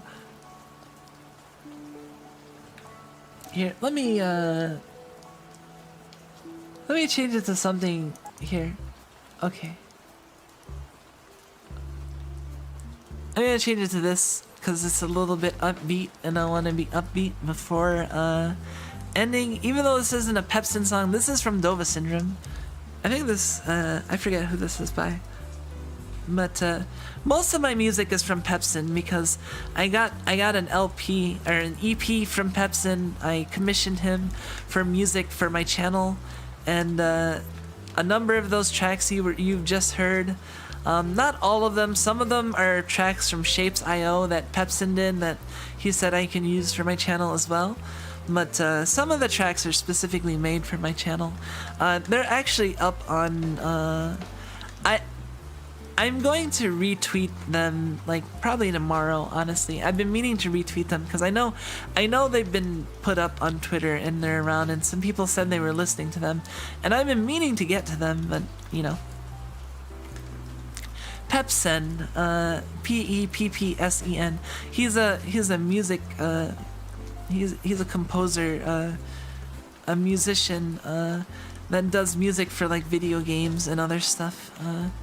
He did some of the music that he did, like all of the music except for this specific track. Let me like this track. This track is named Itoshiki Experience. This is my favorite track of the tracks he made for me. That guy, yeah. Could make up the most OP race, makes you won't save your critical fail roll. Wait, don't min-max. Yeah, I would say not min-max. Like, you don't... Like, unless you have a really... Unless your GM is kind of shitty, honestly. Like, I shouldn't say that, because some GMs are just the type that are sticklers to maximizing, like the grueling GM that's but like if you have a GM that's more interested in the experience and like actually having a good campaign that's fun and interesting and not just exercise in pain, you know, you don't have to min-max. I mean, you should still try to make a good character. I'm not saying like make a garbage character or anything, but like you shouldn't feel like, oh, I want to use a battle axe, but I have to use a hammer because it has better stats, you know? No, use your fucking battle axe, you know? Or like, I mean, if you come across a legendary hammer on your journeys, you might decide in game like, oh, I might want to use this, but like don't decide in character gen like, oh, hammer has less stats than battle axe, but I think battle axe is badass, I want to use it. Like, don't let like min-maxing stop you from using the things that you find are cool. Like, that's what I'm saying. Like, min-maxing is not your prime consideration when making a D&D character. It should be the rule of cool. The rule of cool and what you think is fun to play. And then you should think about what is effective. Like, you should try to be effective, but you shouldn't sacrifice your good time for being effective, is what I'm trying to say. I always get addicted to min-maxing in RPGs as well. I mean, that's fine. I totally understand people that get into it, and I do like min-maxing in some things. Like, I min-maxing Granblue. I mean, that's the kind of part of the game is min-maxing. It's... Try to limit the amount that you min-max. Like, you don't have to min-max literally everything. Like min-max the things that you don't really care as much about and you're flexible on. Like, for me, example, like I'll come up with a character concept, but then I'll try to build the best version of that character concept I can, you know? And if I don't feel a particular preference towards one thing or the other, I'll go for the stronger option. But I'm not gonna like just completely like abandon my ideas just because, you know what I mean?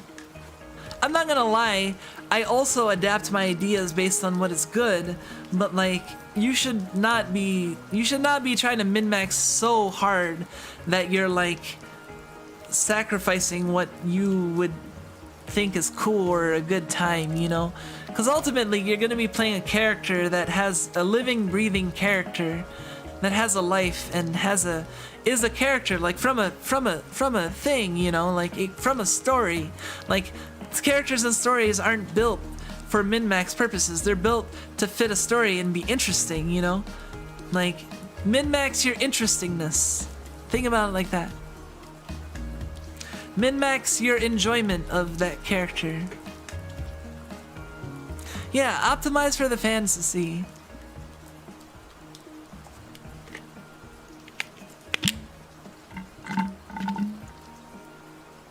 Barbarian was the most fun meme build. See, my whatchamacallit, my bard from this campaign that just finished, like, is totally like a bardadin, because she had a bunch of like paladin spells,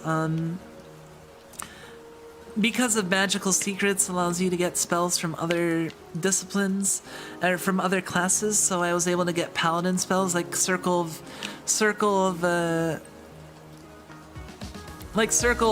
healing, or circle of power, or destruction wave, you know, destructive wave. Like it was pretty cool. All right, take care, JP, and hey, welcome, Mexo. Couldn't one-shot everyone. I did pretty well and realized site optimization. Road to 1K, yeah. I would do like a marathon stream until 1K, but I'm like tired. Yeah, I think I'm gonna end in like a second. Sorry if you just got here. But, oh man, now it says there's more people. Every time I'm like, oh, I should end, and then it's like, look, oh, the numbers went up. Nah, but I should end because I'm like rubbing my face, and also I'm out of drink. I have to go get more drinks. And if I'm gonna get up to get more drinks, I might as well just end.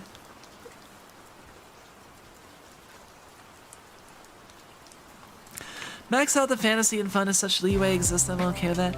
I'd say such leeway should exist. Like, talk with your GM. If your GM is the type of person that's a really, like, gonna be, like, strict and grueling, they should at least warn you, like, you know. So, if they're gonna be like, oh yeah, make sure you design your character, like, effective, because they're gonna need it, you know. If your GM is the type of person that says stuff like that, like oh, you better make your character good because you're gonna need it, you know, get ready to go through the meat grinder. Like if your GM talks like that, then maybe you want to min-max a little bit. But like if your GM's like a lot of GMs that's just like trying to make an interesting experience and a good time for everybody, they're not trying to kill you at all costs, you know, because they could kill you if they wanted to. They just have to send a strong enough thing and fudge the dice rolls if they really wanted to. So like they're not gonna try to do that. So it's gonna be, you want to be powerful enough that you're a good match for people, but not like a pushover, and you want to actually be able to make it through the stuff. But you should, most characters, I mean, it should be balanced enough that like it's not to lie, there are some classes and some builds are definitely stronger than others, but a good GM should not be expecting every party member to be min-maxing to optimum efficiency, be the best possible effective thing in, because you can get some really cheesy setups in any, like pretty much any game that has like really established rules, like Pathfinder especially. You can make really fucking cheesy setups for people that are sticklers to the rules. Like you can really just fuck with people. Like I have friends that like are the type of people that like are terror to GMs that are a terror to GMs because they just min-max. He just min-maxes and just like, you know, oh yeah, I made a character that has a summon that has 6 arms and does 50 d6 of damage, you know. Oh yeah, it's all by the books, within the rules, like and then shows you like 5 or 6 supplements, and it's just like, and you said you agreed to this, you know, like yeah, it's just, you should hopefully not have to deal with that kind of GM. Anyway, I'm gonna end the stream now before I go on too longer, because I am tired and I need something to drink, and I want that shitter ale, so I'm gonna have it. So yeah, thank you all for coming. I do appreciate it. It was fun. I always like these impromptu late night Zatsudans, honestly. Honestly, I feel like I should have at least once of these a week, like just the where I'm like Zatsudaning in the realm of like 2 to 5 a.m. because I feel like that's not as common thing I do anymore, because I stream at 11 now, so I usually am ending streams by like 2 a.m., you know? So like hitting the 2 to 5 group is pretty cool. So yeah. Anyway, I'm ending. Thank you all. Take care. Have a good night. Sweet dreams. Thank you all. And take care. Good night. Bye.